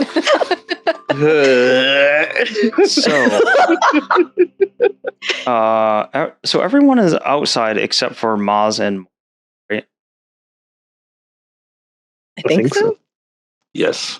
The exception of Maz and Moistmilk, well, to roll perception checks. I made mention to this before in the Discord. I don't have a character sheet thing in Foundry, so I'm just rolling it all in. Oh yeah. Yeah, just rolling D&D Beyond. right? Yeah. You don't Just have a rolling character beyond. sheet You guys don't when have you one? hit C? No, Nope. I don't have one either. No. because you don't have a token on here. Well, Oh. My at least for me, like if you go, you know how you can change the chat to like the encounters, the turn order. The next one over is the actors directory. That should have your character in there. Oh. Oh, okay. Oh. My bad. I forgot that if you guys don't Yeah, have a I token see. on the scene, you'll be able to- Perception.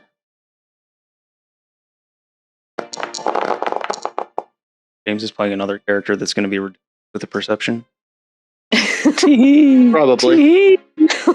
Inside James. Perception? Yep. That's a flat roll for me. Oh god. Why is it everything breaks when I try and use it? Operator error. Maybe. Yeah. 10. Okay. Albert and LB. Fitting that the two owls see. Guys see kind of creeping through the bushes and the trees, actually hiding among. You see a group of goblins and a pair of humans coming up on the house. I'm trying to be sneaky, but you two pick them out fairly quickly. Oh no. It looks like an ambush. Can I stealth towards them, or at least around them, so I can attempt to get a jump on them? By chance? Would know that there is no way that they don't see you. You guys are all That's like, standing but all like, outside in the open by the door, like in the front area. But the pumpkins. You could Those try. beautiful big pumpkins. I'll say you can make a stealth check to see if you can duck over behind one of them. You're beautiful. All But right. them pumpkins, though. They're beautiful. I guess I would like to alert everybody 24. after James says his thing. Okay, you're able to stealth in. Then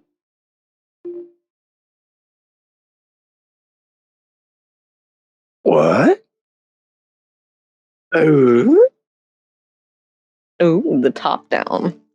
hey, I got my things. there you go. Yeah, you guys should all have your tokens and buttons.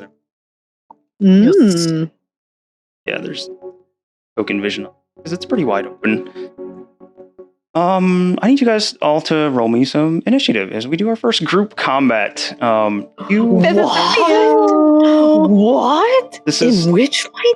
this is one thing Initiative. that I'm whoops that on the I'm still not used to it.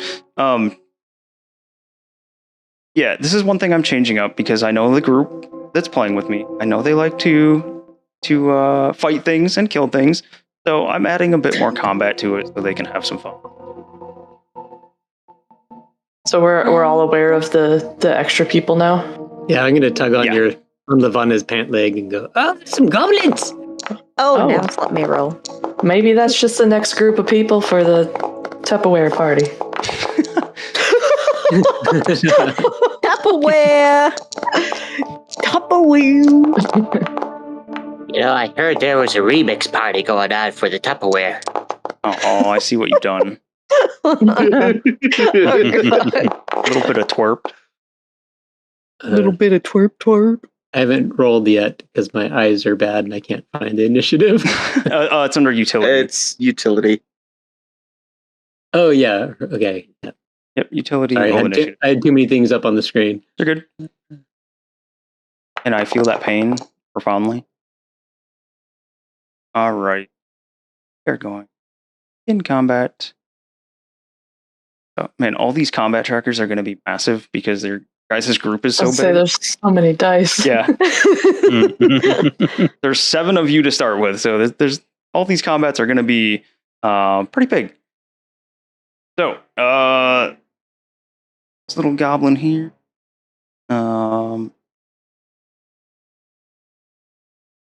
Thinks he's being stealthy still.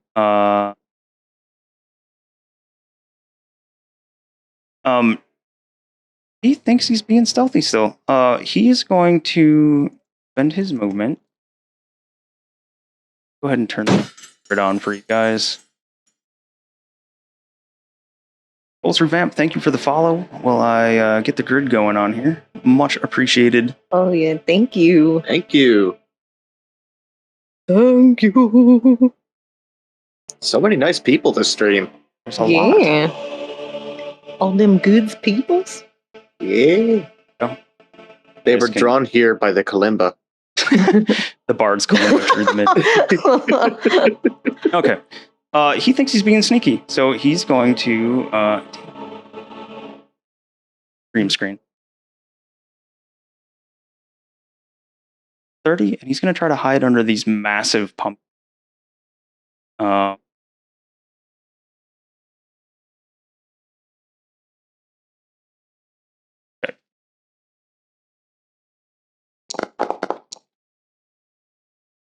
8 or 14 total. Yeah. 14, you guys. So I think the same two that noticed them sneaking around would also notice this goblin run over and dive under the large pumpkin leaf. And that would be Owls. I think it was Albie and Albert. Which goblin is it? Oh, that. Over okay. here. Right on. Turn.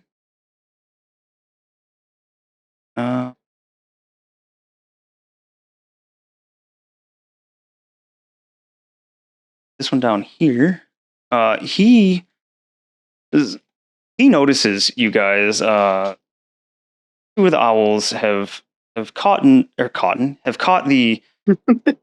the sight of some of them. He says, "All right, gig's up." He marches forward to 5, 10, 25, 30. He looks at it and says, "Old man, I know you've got treasures in there. Best just to hand them over. No one needs to get hurt." And he's standing there, is holding a scimitar in one hand, and you see a crossbow in the other. Madryck says, "This, well, don't hurt my friends. We just recently met. They have nothing to do with this. Just let them leave, and I can discuss things with you." He is this one here is going to hold his action and wait and see how you guys respond. Albert. Oh, I'm gonna tug on Sarah's leg and there's one hiding over there. And I'll point over to the one that went hiding. Mm-hmm. And then And then I think I'm gonna hide behind the pumpkin. Okay. And make your hide check and keep track of your so it doesn't get lost in the tracker or in the chat. My number? Stealth to hide. Oh, okay. Stealth. General. Thank you, Rolls. All right. So keep track of your dirty 20 there. Okay. Pretty well hidden, tucked in behind this pumpkin. The next little goblin fellow is gonna go.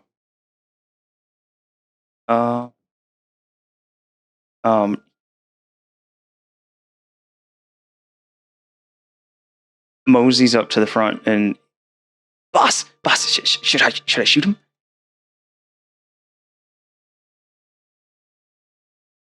So he holds his action as well. He holds an arrow knock. Lavana. So they're just all kind of hanging out.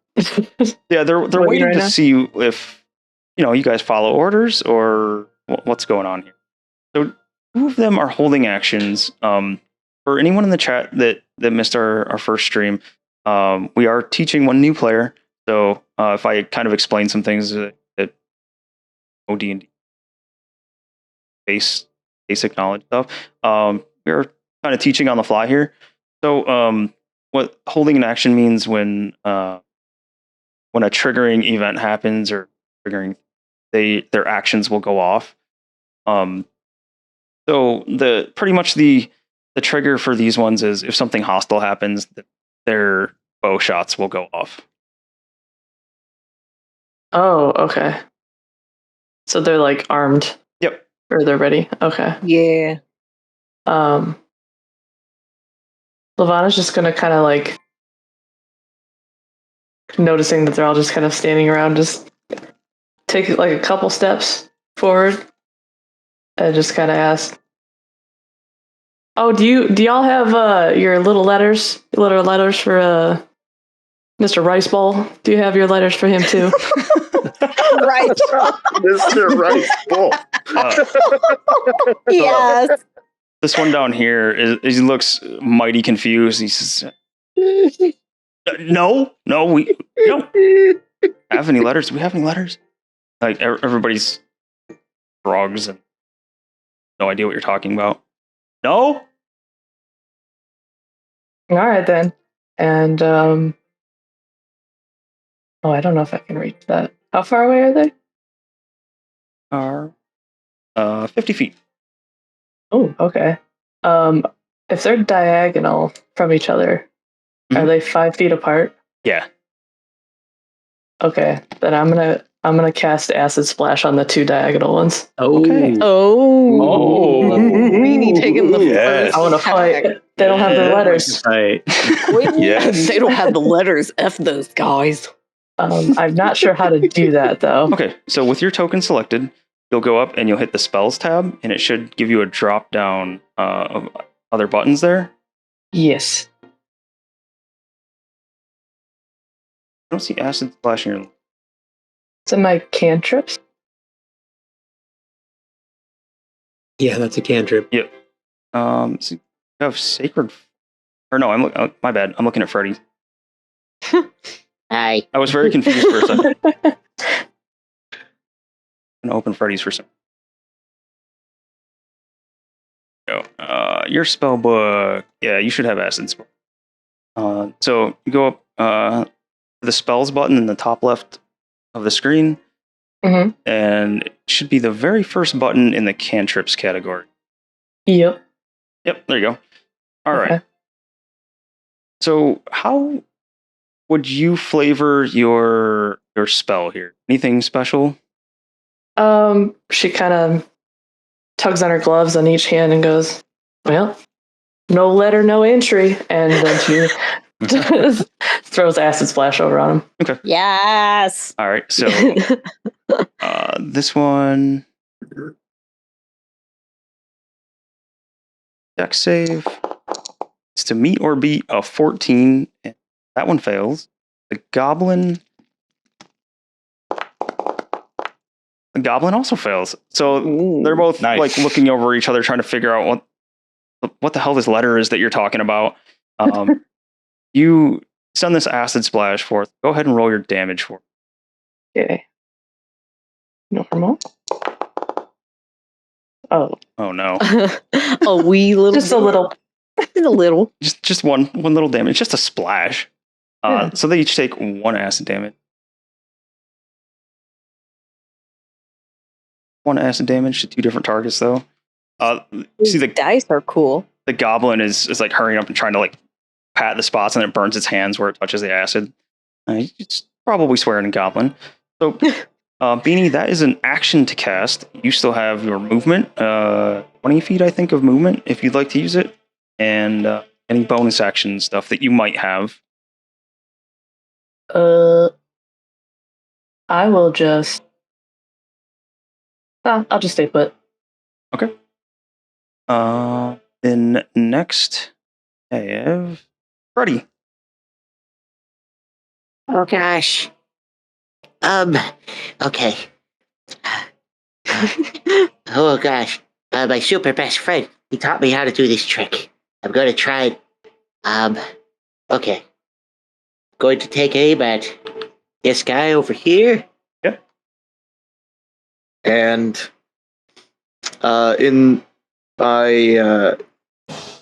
I take out my frying pan in one hand, and in the other a little firefly of light just starts to emit from between my talons, and it expands into this iridescent ball of light.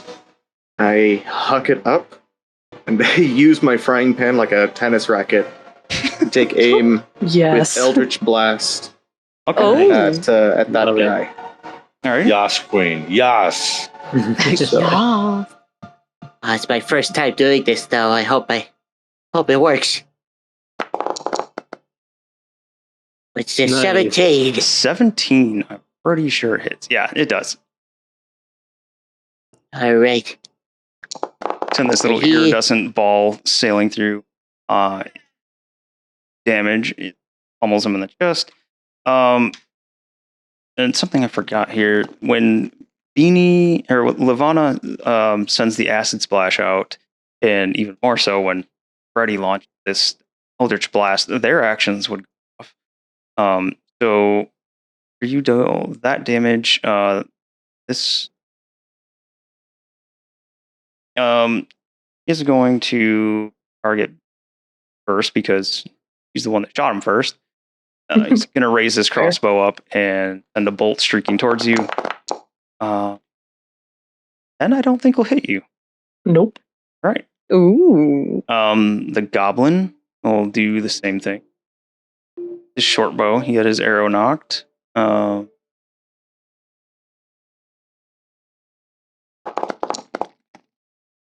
15 hit you. Yep. Uh-oh. Ooh. And we got some squishies in here. Some squishies here. 5 damage. An arrow slams into you. Ooh. That one hurts. Yeah. You can click on your token, or right click, and you should see your health down there. You just put -5, and it'll do the math for you. Oh, and she's dead. No, no. Should have ended with 3. There you go. All right, and game's over. Yeah. That's it. Game's done. Go ahead, go home. All right. Freddie, did you have any bonus action or movement you'd like to do? I do. Okay. As soon as I see her take the arrow, I will go up to her. Oh God. Just think nice sparkly thoughts, okay? Nice sparkly thoughts. Okay. But I'm going to use my bonus action to emit healing light. How do I do this? Guys, I have a 2d6 healing pool as a bonus action. Okay, so yeah, I will It's under use ability. features. Yeah, there you go. Yes. Healing light. Why is it damage? I don't know. Just roll it. I will heal you. Oh, nice. 6. Ooh, that's So, very nice. A iridescent sheen kind of goes over you and heals you for 6 points of damage. Nice. I'm back to full health. Nice. The arrow just pops out of you in the. Yeah, I'm like doubled over and then immediately back to normal. I'm like, oh, thank you. Okay, you're okay. Oh god, that's a lot of blood. Oh jeez. Whiplash and pain. Ow. So yeah, you guys are playing some stuff that I haven't had at a table before. This is interesting and amusing for me as well. Got a Healy Warlock. So Freddy, you've used I think 10 feet of movement. Your action, your bonus action. You want to move the rest of your movement? No, I'm gonna stick right here. Okay. Brave little squishies all standing out. Mozzarella. Very squishy. He's seeing everybody battling and such and doesn't know why they're being mean, and he's gonna yell out to this guy down here. He's going to say, Why you here? Why you be mean? What you want with the old man? His stuff? Thought that was obvious. His stuff? That's it? Yeah, like he's looking over the goblin buddy that's still trying to pat out the acid, looks over the right side over here, and drugs. Kind of what we do. Yeah. You are probably gonna die. Everybody here very strong. Don't you think you should go away? I love this this cute little Ferreten. It's just like, you're probably gonna die. Also, I should probably note, because I'm not sure the distance he can actually read lips. So if he can't see this guy, he will ask Moistmilk what they say. He'll be like, what he say? That's true. And he'll watch Moistmilk's face. Too many M names in here. Yeah. He said he's an asshole and you should kill him. Oh, that's very mean. That's not nice at all. He's an ass. Get rid of him. Oh my god. Tainting this poor sweet little lad. He's entering his evil arc. Yeah. I guess what Mozzarella will do, sorry, I'm floundering a little because I'm trying to find all my things. All right. What are you having looking not for? played I'm looking for Bardic Inspiration. There it is. It's Probably under features. Yeah.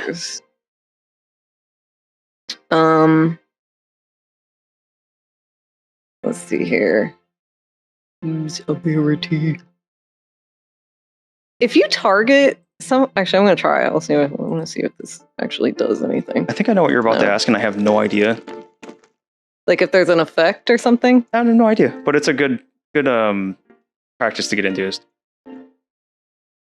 Yeah, and it says damage, which is funny. I guess that's what the other spell did too, didn't it? Yeah. Whatever that other one was. He's gonna call out to the guy again, and he's gonna say, "This your last chance. They're gonna kill you." And then he's gonna put a little paw on Moistmilk's head. He's gonna, because I'm assuming Moistmilk's still holding him, right? I don't know if Moistmilk ever put him down. No, yeah, I don't think she did. So he'll put a little paw and like pat her on the head and be like, "If he be mean, we should probably get him to go away. You can do. I believe in you." We should kill. He's gonna give Moistmilk Bardic Inspiration. Okay. Moistmilk, you going over to the Bardic Inspiration. What is your inspiration right now? Is it a D6? I think. My what? Moz. Oh. Moz's Bardic Inspiration dot. Oh, what did you say? I didn't hear. Is you. it a D6? It is, I believe. Okay. Fun double check. Yes, a D6. Yeah, it's not a displaying, right? Yeah, so you have a D6 of Bardic Inspiration. You can use this on on one ability check, attack roll, or saving throw. Ooh, boy. I'm not a monk, so I don't have much movement. Bonus action, I'm going to rip out a chunk of my hair. And Well, one sec before you do that. Yep. Moz, were you done, or are you going to scamper off and run away, or Sorry. either bonus action, anything? Let's see. Regular Because action. Bardic Inspiration is a bonus action, isn't it? Yep. I think what I'll do is hop down because I don't know what Moist Milk's about to do. Vacate the area. I can let them move. Hold on, I'm trying to move. I'm trying to find a hiding spot, but there's not really a good hiding spot anywhere. They're kind of spread out pretty good. Keep in mind these pumpkins are bigger than you, so you could take shelter behind a pumpkin. So maybe just like right there, perhaps? Is that? Yep. Maybe I'll stay there then. You can try to Yes, hide. hide with me. Yeah, you hunker down next to Albert. You can go ahead and roll a stealth check, see if you can hide back there, and just keep track of that number for me, please. Oh, let's see. Stealth. Normal. I think I have normal still. Yeah. All right, 8. So just keep track It's of the low. 8. Okay, 8. And that's it for you. Yeah, because I kind of want to see what happens. Okay. Moistmilk. Ate it. It's your turn. bonus action, rip out a chunk of my hair and hand it to Sarah. Sarah, bestie, I'm gonna dash. What the hell? 29, 30, 35, 40, 45. Okay. Dash over here. Okay. So I bonus actioned and actioned. That's it for me.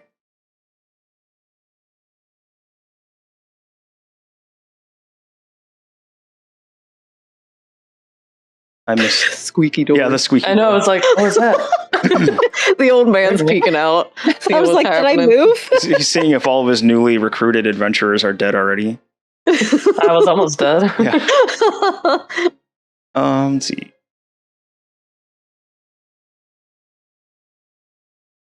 Okay. Never mind. I forgot something about you. All right. That's Moistmilk's turn. Sarah. Me? Yeah. Yeah. Moistmilk, don't forget there's one behind you. Thanks, Sarah. I think I'm going to also dash 55. So that would get me... Yeah, I have 30, so 60 would be... All right. Boosh. The half-orc lady just takes off running with her big-ass axe. Sarah's the cutest. I can't. It's true. Okay. Anything else for you, Sarah? Yeah, I'll go ahead and rage. Okay. Your turn ends and you haven't attacked or taken damage since the end. I thought it was like one turn. Oh, wait, last turn. Okay. Yeah. All right. Yeah, then Bandit's up next. Oh no.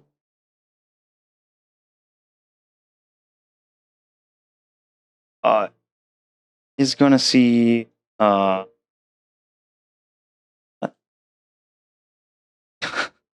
still getting used to this. I keep trying to move the stream.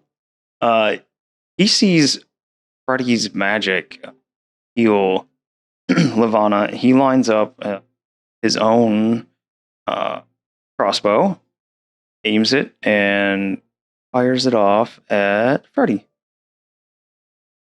Okay. No. None of that. He's just a child. He's just leave Freddy alone. This whizzes between Freddy and Albie, is chilling by the bush there, and thuds into the side of the house, or the front of the house rather. Shit! And he dives back. Careful with that. You could kill somebody. To kill you! He dives back behind the pumpkin.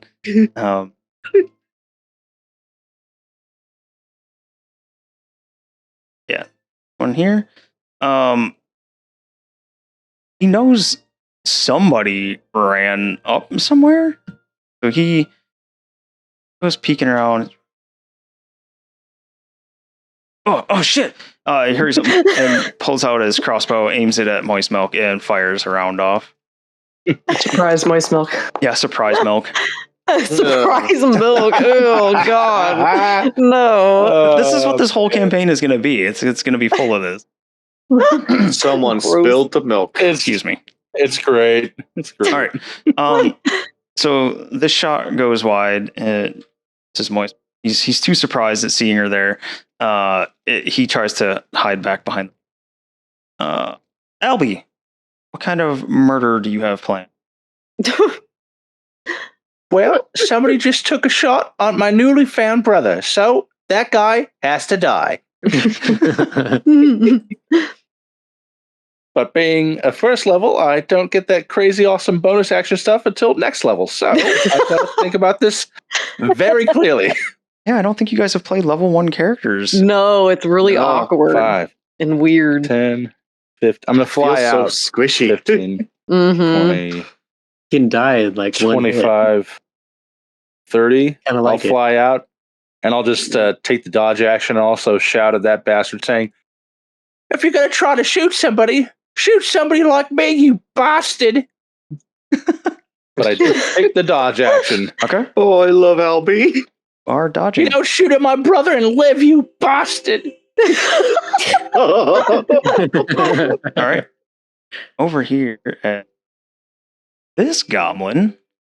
Gonna do is out from underneath this big leaf. See if you can see Albert sticking out of the side of the pumpkin there. He has to beat a 20. Beat a 20. Oh, He does not beat a 20. He doesn't see you. cool. So 5, 10, 15. He's going to spend his turn dashing. 5. Sit here. Oh no. Bandit down here next to Cera. He's going to look at Cera. He's like, I said all you have to do is just move along. This doesn't concern you. Like, I truly don't want to fight you. He kind of like half closes his eyes and takes a swing at you. Oh my god. No. He misses wide and damn near takes the head off his goblin companion.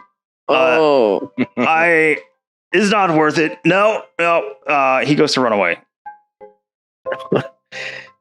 So go ahead, Cera. You know what's coming. You could at least look at me when you swing your sword. Yes. Oh, All right. That is definitely going to hit.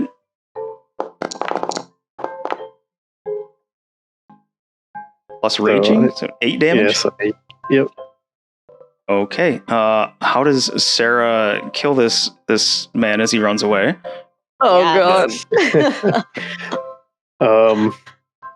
So he's trying to run away. I guess I'll just like loop the axe over in front of him and use the hook and just pull him back. Okay. The beard on the axe just digs into like shoulder and yanks him backwards, and he was already hurting. So you hit a nice spot in front of him with the tip of that axe. You hear the goblin squawk to the side. Oh shit! He like goes to put his hands up, and it's Albert's turn. If you are done, or no, that was his turn. So yeah, Albert, you're up. Oh boy. Albert sees the courage that everybody's showing, especially his brothers, and he was super scared at first, but now he's oh boy, oh boy, oh. He just reaches onto his bandolier of mice, pulls one off, and just chokes it, just swallows it down. And then as he does that, his throat begins to go red. and he pops out and faces this goblin here. And with the words, he says in Draconic. Actually, wrote it down somewhere. Let's see. He says, "Dokar Lugi," and he hawks a fire loogie at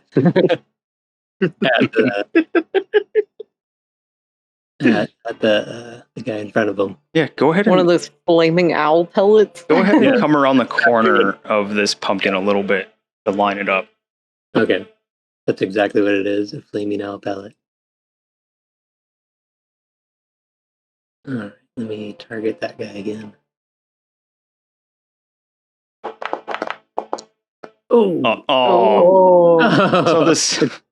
this screaming mouse corpse goes flying by this goblin, just on fire. It's just screaming on fire, not actually screaming, because goes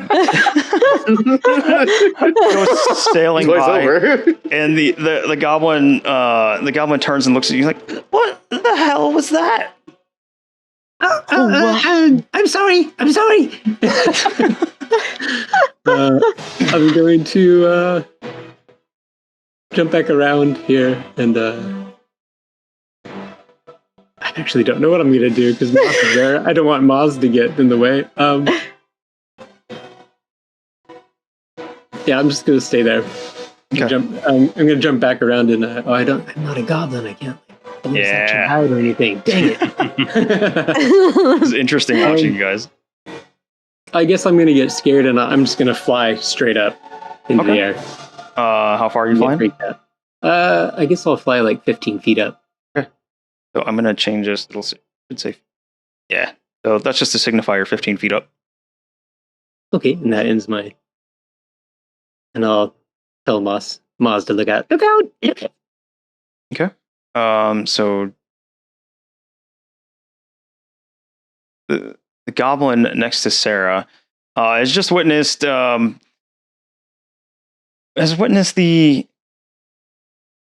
companion next to him get pulled down by this massive great axe after he almost got his own head taken off by his friend.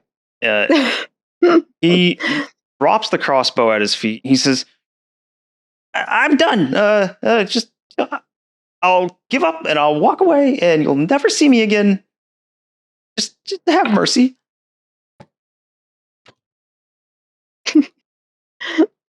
What do you think, Moistmilk? Should we give him mercy? Mercy? What's that? We're in a pumpkin patch and there's some dumpkins out here. Oh boy.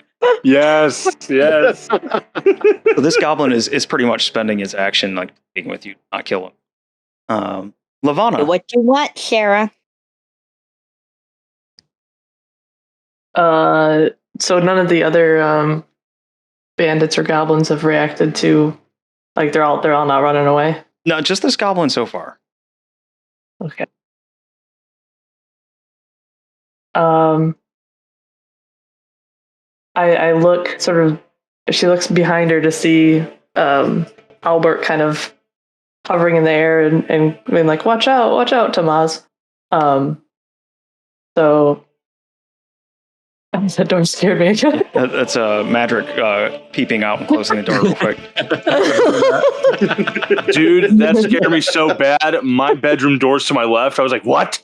Yep. It came out my left side. I was like, fantastic. So you're kind of not sure what's over there, what the commotion is. But she moves over and I don't know if that would work actually. What do you got? What are you planning? Oh, yeah, well, okay. I want to cast protection from evil and good on Moz because Moz must be protected. Okay. Oh my goodness. Yes. Oh my I think goodness. that's only. I think I move 30, so okay, I can reach. And then we are the Moz Machine. Yeah, that's the team name. Think. Okay, so before you spend the action, because I know it's it's worded kind of funky. Uh-huh. It might not do exactly what you're thinking. It's grants protection against certain types of creatures.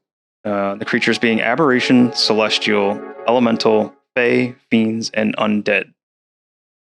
So if you think that any of these creatures attacking you, the bandits and the goblins, are any of those types of creatures, you can still cast it. Oh, okay. So that probably wouldn't work on them anyways. Oh, yeah. It's a little, know? little more strict. You could roll. I'll let you choose, knowing what your stats are, whether you choose intelligence or wisdom. Yeah, wisdom. Yeah. Okay. So I would roll that to see if it would. If you know, yeah. If you know, okay. Do I just click the top? Yeah, okay. Ability Checks. check. Perfect. 17. So yeah, you'd know that the humans and goblins here don't fall under. Okay, and I can't see this guy behind the pumpkin patch. Nope. He's pretty well hidden behind this massive. It's like a 5-foot tall pumpkin. That's that pumpkin is particularly like a 10-foot, 5-foot tall, 10-foot round. I guess she's just kind of like, what's going on here? Just kind of, I got 10 more feet for movement or 5 more feet. I think it's 5 more. I think so. I think 10 more. Oh, okay. I'm gonna peek my head around the pumpkin. Okay, so you would have sight on this. Okay. Oh, there's one hiding over here. I want to use mind sliver on him. Excellent. Ooh. Ooh, I love that one. Okay, so target. I always forget how to target him. Yeah. There we go. Right click. Okay. There's a few different ways you. And then Throw.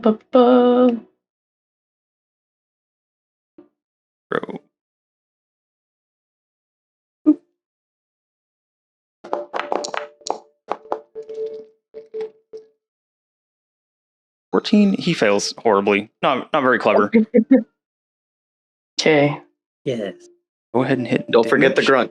Yeah. Don't Oh forget yeah, the you're grunt. right. You're right. Oh, yes, the grunt. Patented Beanie Grunt. Oh, it's not working anymore. Oh no. All right. The D6s are failing me. Yeah, maybe that was just a one session thing. All right, so he gets 1 point of damage. Give him a mid battle headache. And then Mind Sliver also grants 1d6 or 1d4 debuff on his next saving throw it makes before the end of your next turn. So if something else forces him to make a saving throw, you would roll a 1d4 and he would subtract that. Oh, okay. All right. Anything else for you? No, I don't think I have any bonus actions. Okay. Ready? Oh boy. Are you really going to kill all these people? I mean, that's entirely up to you.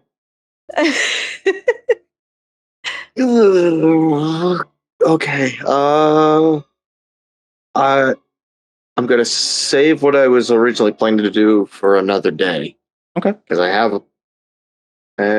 a trick in my back pocket, but I'm gonna save that for later. I'm gonna pool up my Eldritch Blast energy in my hand again. I will fly up 15 feet so I have a line of sight on Mr. Man that shot at me. Okay. And I'm gonna do an Eldritch Blast at him. All right. I got it. Here comes the serve. Yes. This is, yeah, 24 is a solid connection. Go ahead and roll damage. That was an awesome 15-foot high serve. You got this. Oh my god. Son of a bitch. Just chipping away. Yep. The two extremes of the dice roll. Yeah. All right.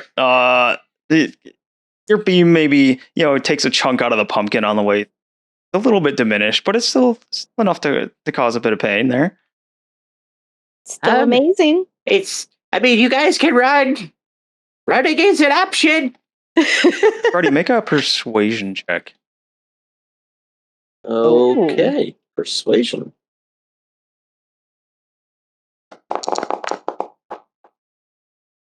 A 12. After your blast goes off and you say that, there's a silence for a second. It says, I'm beginning to think that might be a good idea.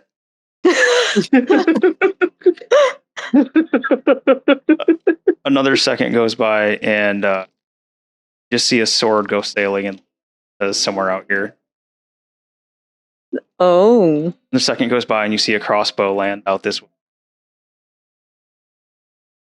And sticks out in here. I'll be on my way. Thank you. All right. Anything else for you, Freddie? I will land back on the ground. Okay. Oh God. I hope I didn't hurt it too bad. Freddie's trying to be sweet.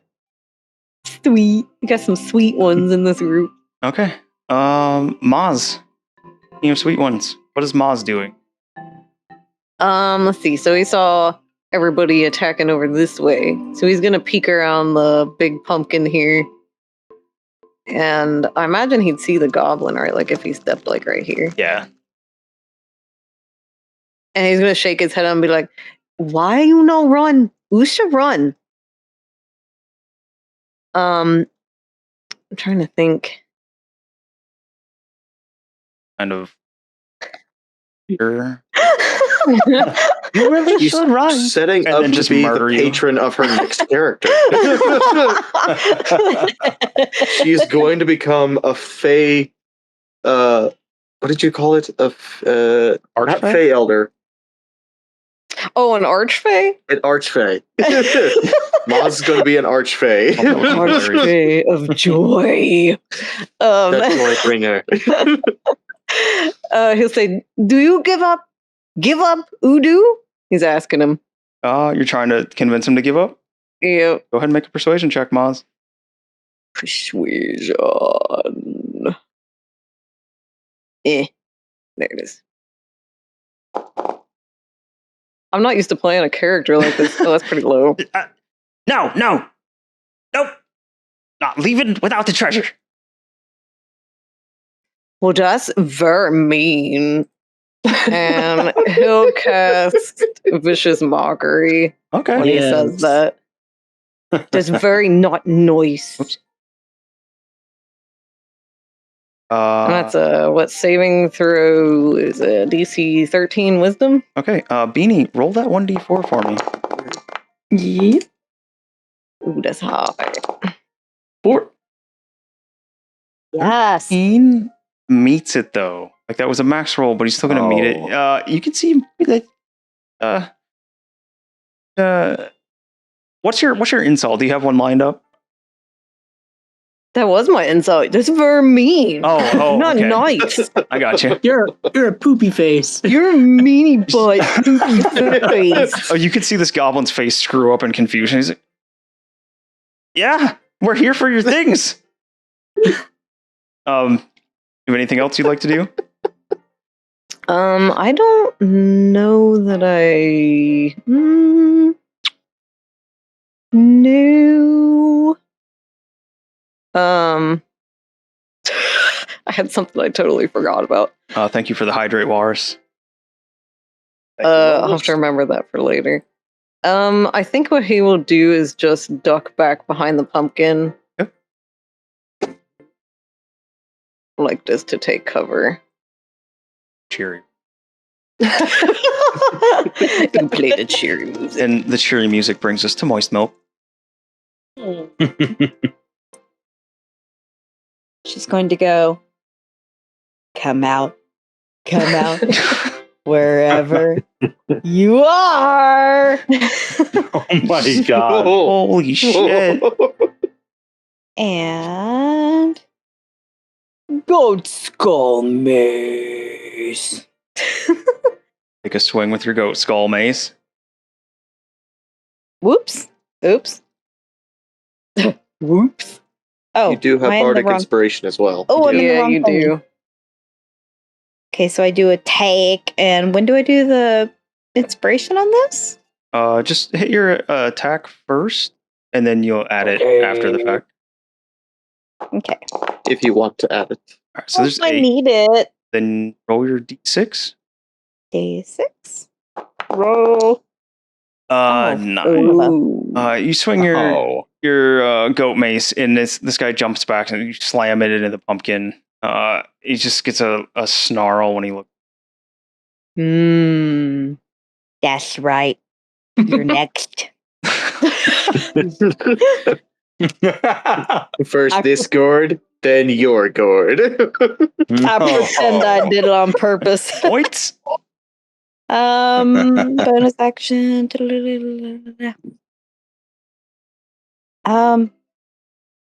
Just eerie token, using my hair to talk to Sarah and say, "This motherfucker, I'm gonna kill him." I got your back, girl. I'll be back. And that's it for my turn. All right, Sarah. It's no fun when they just give up.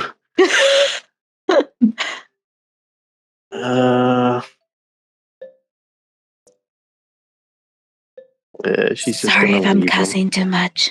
Fine. Okay. It's part of your character, I think. Yeah.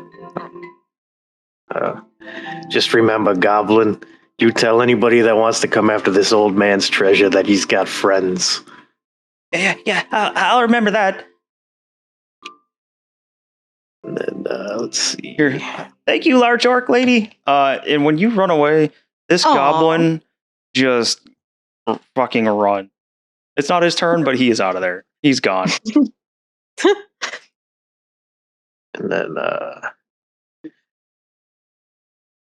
hey, bandit, catch. You can actually go ahead and get advance, horrified by moist milk standing in front of him, swinging this massive goat mace. All right, job. Oh, dirty 20. Yeah. yes. Yeah. Sweet. For 6. Rage? No rage? I'm not sure how rage works with ranged weapons, because I think it's just for the. Let me look check. real quick. You can't. Strength check saving.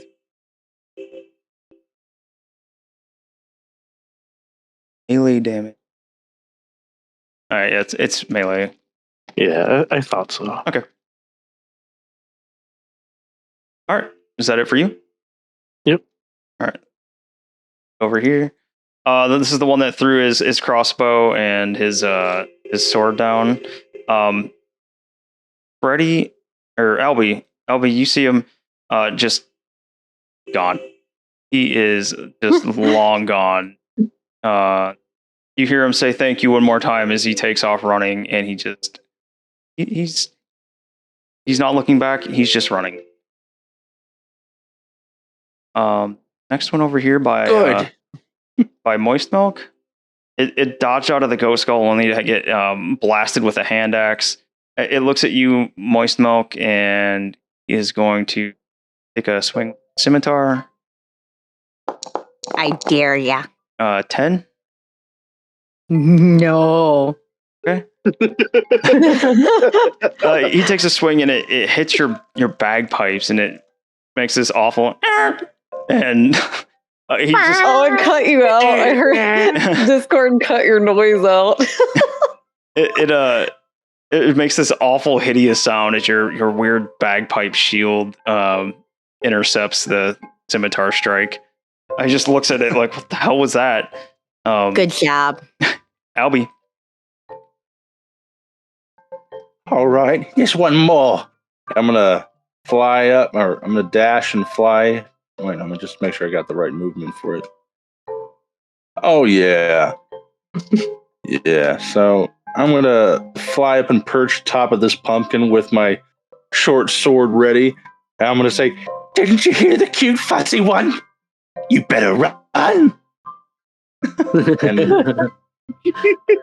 try to scare him off. Make an intimidation check. You can use strength or charisma for it. Ew. Let's use charisma because I got a negative in strength. Alrighty. Charisma.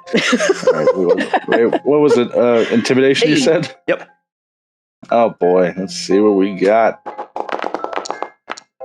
Oh. Yeah. What's your Yeah. Okay. This goblin is just standing his ground. He gives zero shits. He's facing down at least 3 of you. Not running. I look back to the others and say, I gotta say, he's got balls. Goblin reaches down and makes a rude gesture. That's not. Oh, that is it. All right, you done, LB? Yep, that's all me. All right. This goblin sees you. Whoops. No. Sorry. Okay. I'll be paralyzed himself. No. Paralyzed in fear. There we go. All right. I am now no longer paralyzed. Sorry. This goblin points at you and he says, "Get out of here! It's not for you." And he takes a swing with his scimitar at you. 13. That misses. No, it's just been a minute since I played a character that had underneath 20 AC. No, I have a 16 AC. Okay. I like the indecision there. So he swings and misses, and he turns and he's about to run. So you get an attack of opportunity if you like it. I would love it. He's not running. I very much love it. Not running away. He's going to try to reposition himself. Yeah, I'll go in for a short sword attack and say, "Do you know how long it takes for these pumpkins to get this big?" And I'm gonna take a swipe at him. Albie just learned. 13. 13 misses. You're just a hair too slow as this goblin turns to run away.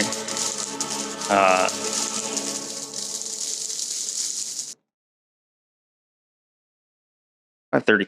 All right, so this goblin runs back here.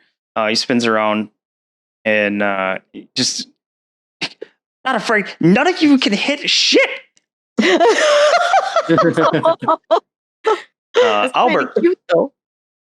I'm gonna fly down right here. Okay. Right on the ground in front of the goblin, and I'm gonna say, "You heard my brother? You heard him?" And Albert is very familiar with the way dragons sound, because he was raised by them, and he's gonna use minor illusion to make it sound like his voice is like a dragon's voice, and say, "You should leave." Okay. Ooh. No. You can go persuasion or intimidation.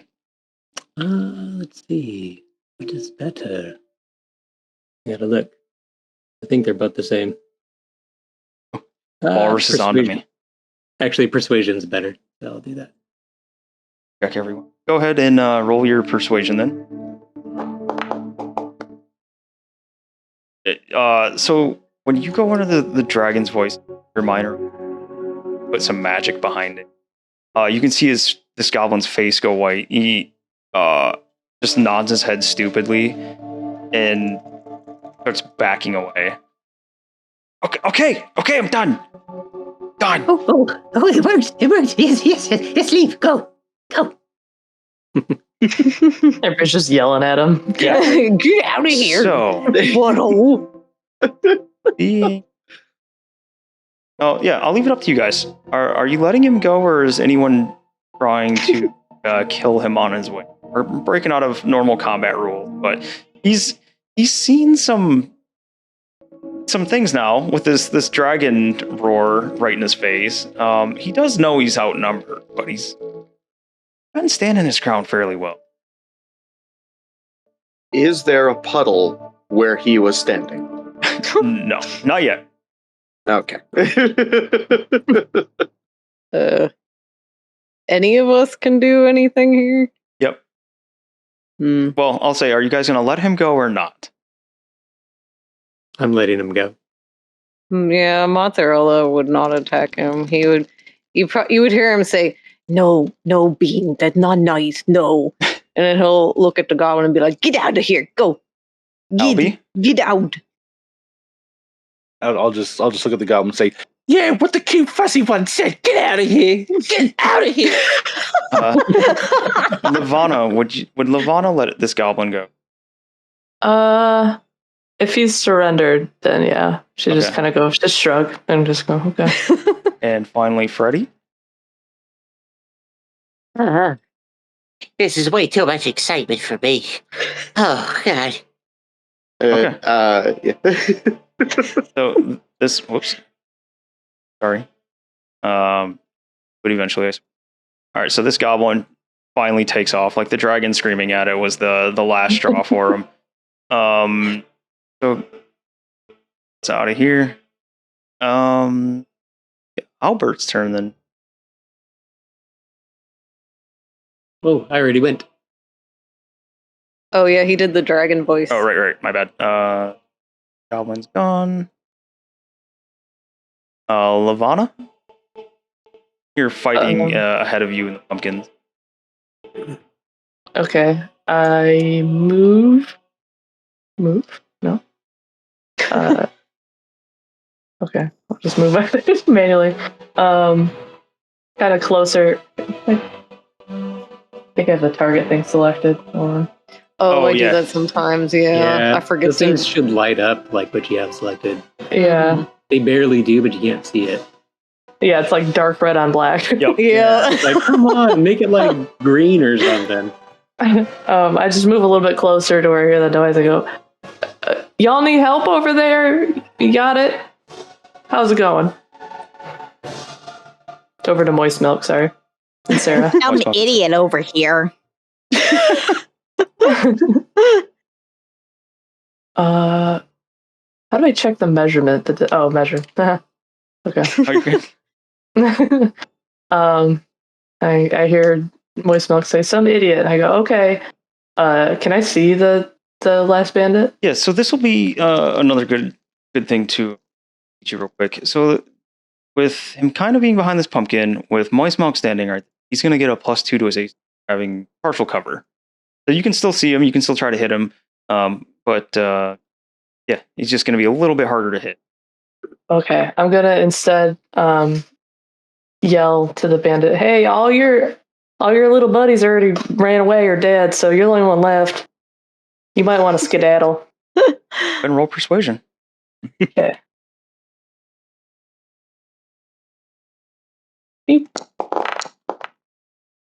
Oh yeah. So we're all characters. This guy, he's not feeling great after having a hand axe forcefully inserted into his side. He's just barely dodged Moistmilk's disgusting goat mace. So he's clutched over, like holding the hand axe, and he says, "I think that might be a good idea. Yeah, I'm done. He can keep his stuff. I don't care." Goes to walk away. Moistmilk and Sarah let him walk away. Hey, Ooh. Sarah. You see that dumpkin spice latte? Oh my god. I knew it. I could let him go, but my mace is hungry. Oh.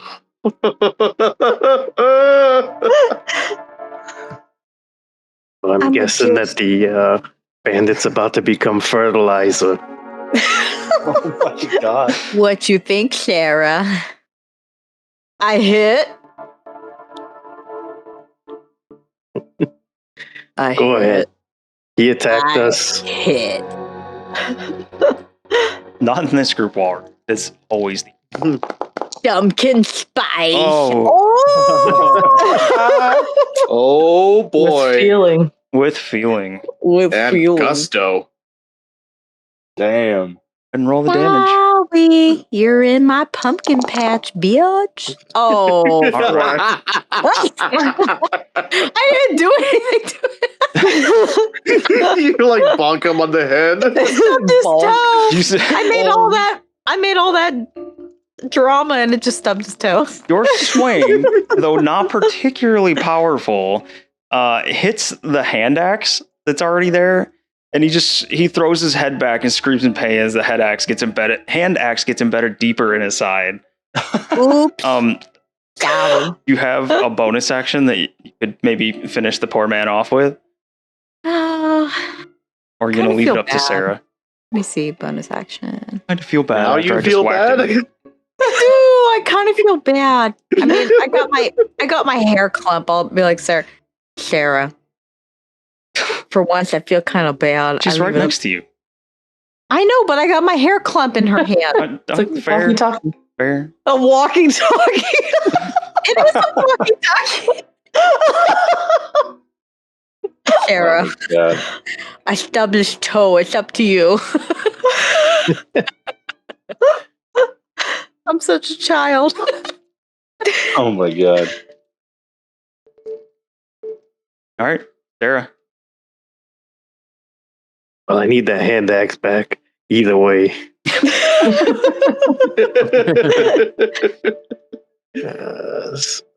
Oh my god. Ooh. Not quite. Not quite.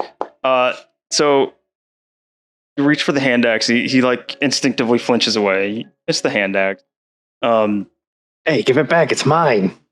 Oh, that's cute. I think I think it's gonna.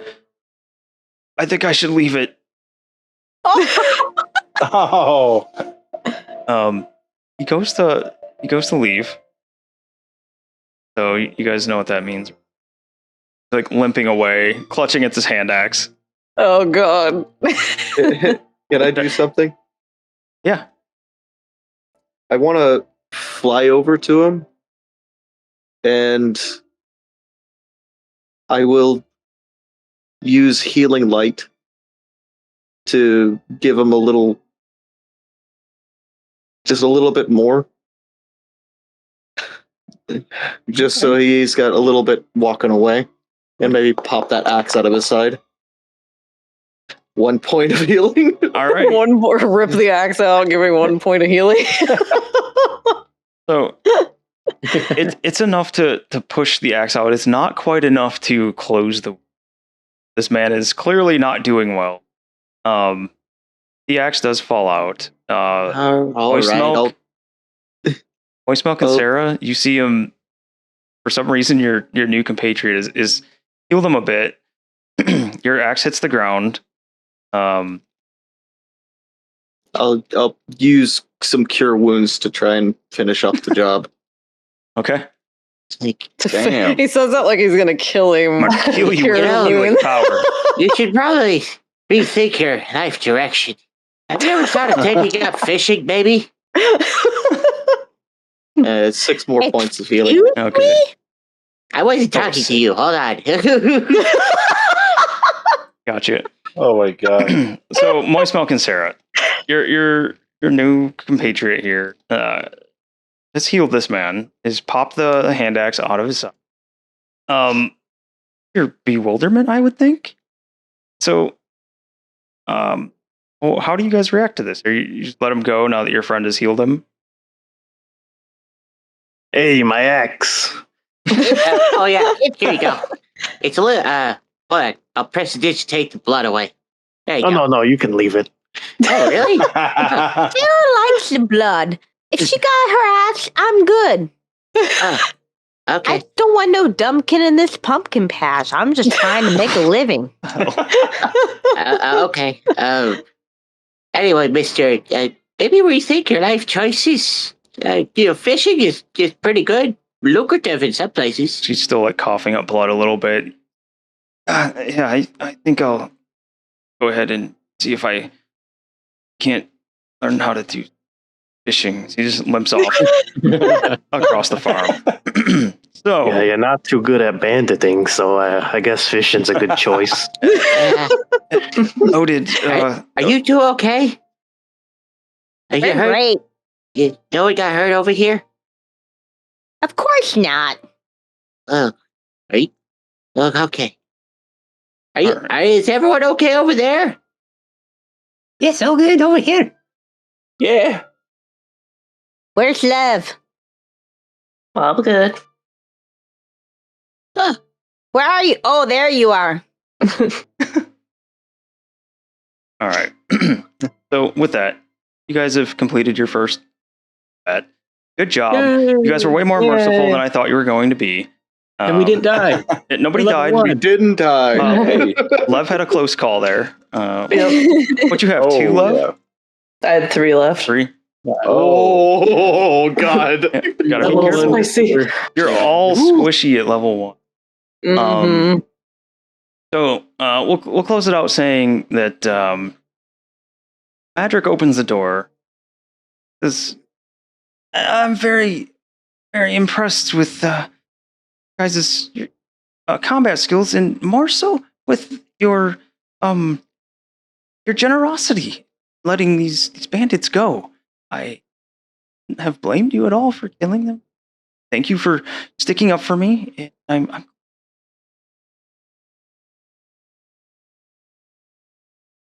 and we're gonna pick it up there next time because we've gone a little over. Yeah.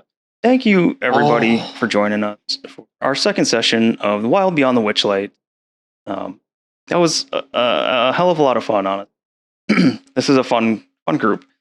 Got a fun cast of characters, people. Oh yeah. There's going to be a lot more RP in this than combat. So I hope everyone enjoyed. There we go. Here. Yeah. Thank you all very much for hanging out and staying with us. Be back every Wednesday, 6:30 p.m. Eastern. Thanks for all the new followers and everybody. We very much appreciate. Rolls revamped. Appreciate the follow. Walrus, thank you for the gift sub. So many amazing people. Yeah. Join us in Discord. Talk to us.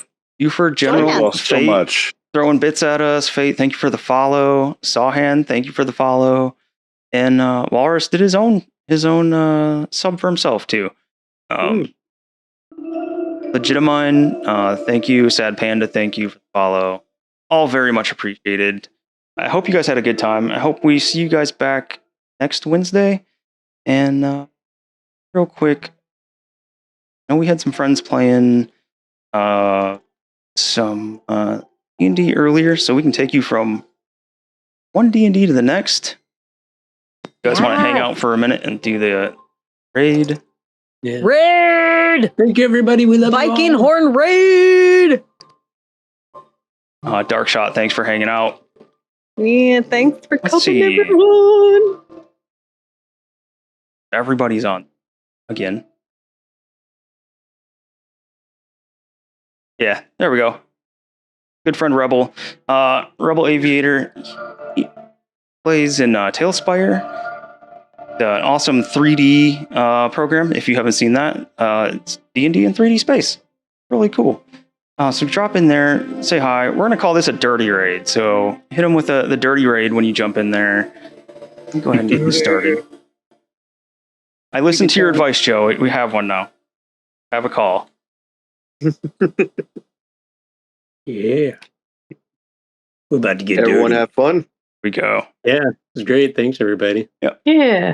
Thanks everybody for hanging out. Combat Beanie. Love y'all. You guys have a good You night. guys And we'll see you next Good week. time. Adios. Bye. Bye. Dirty raid.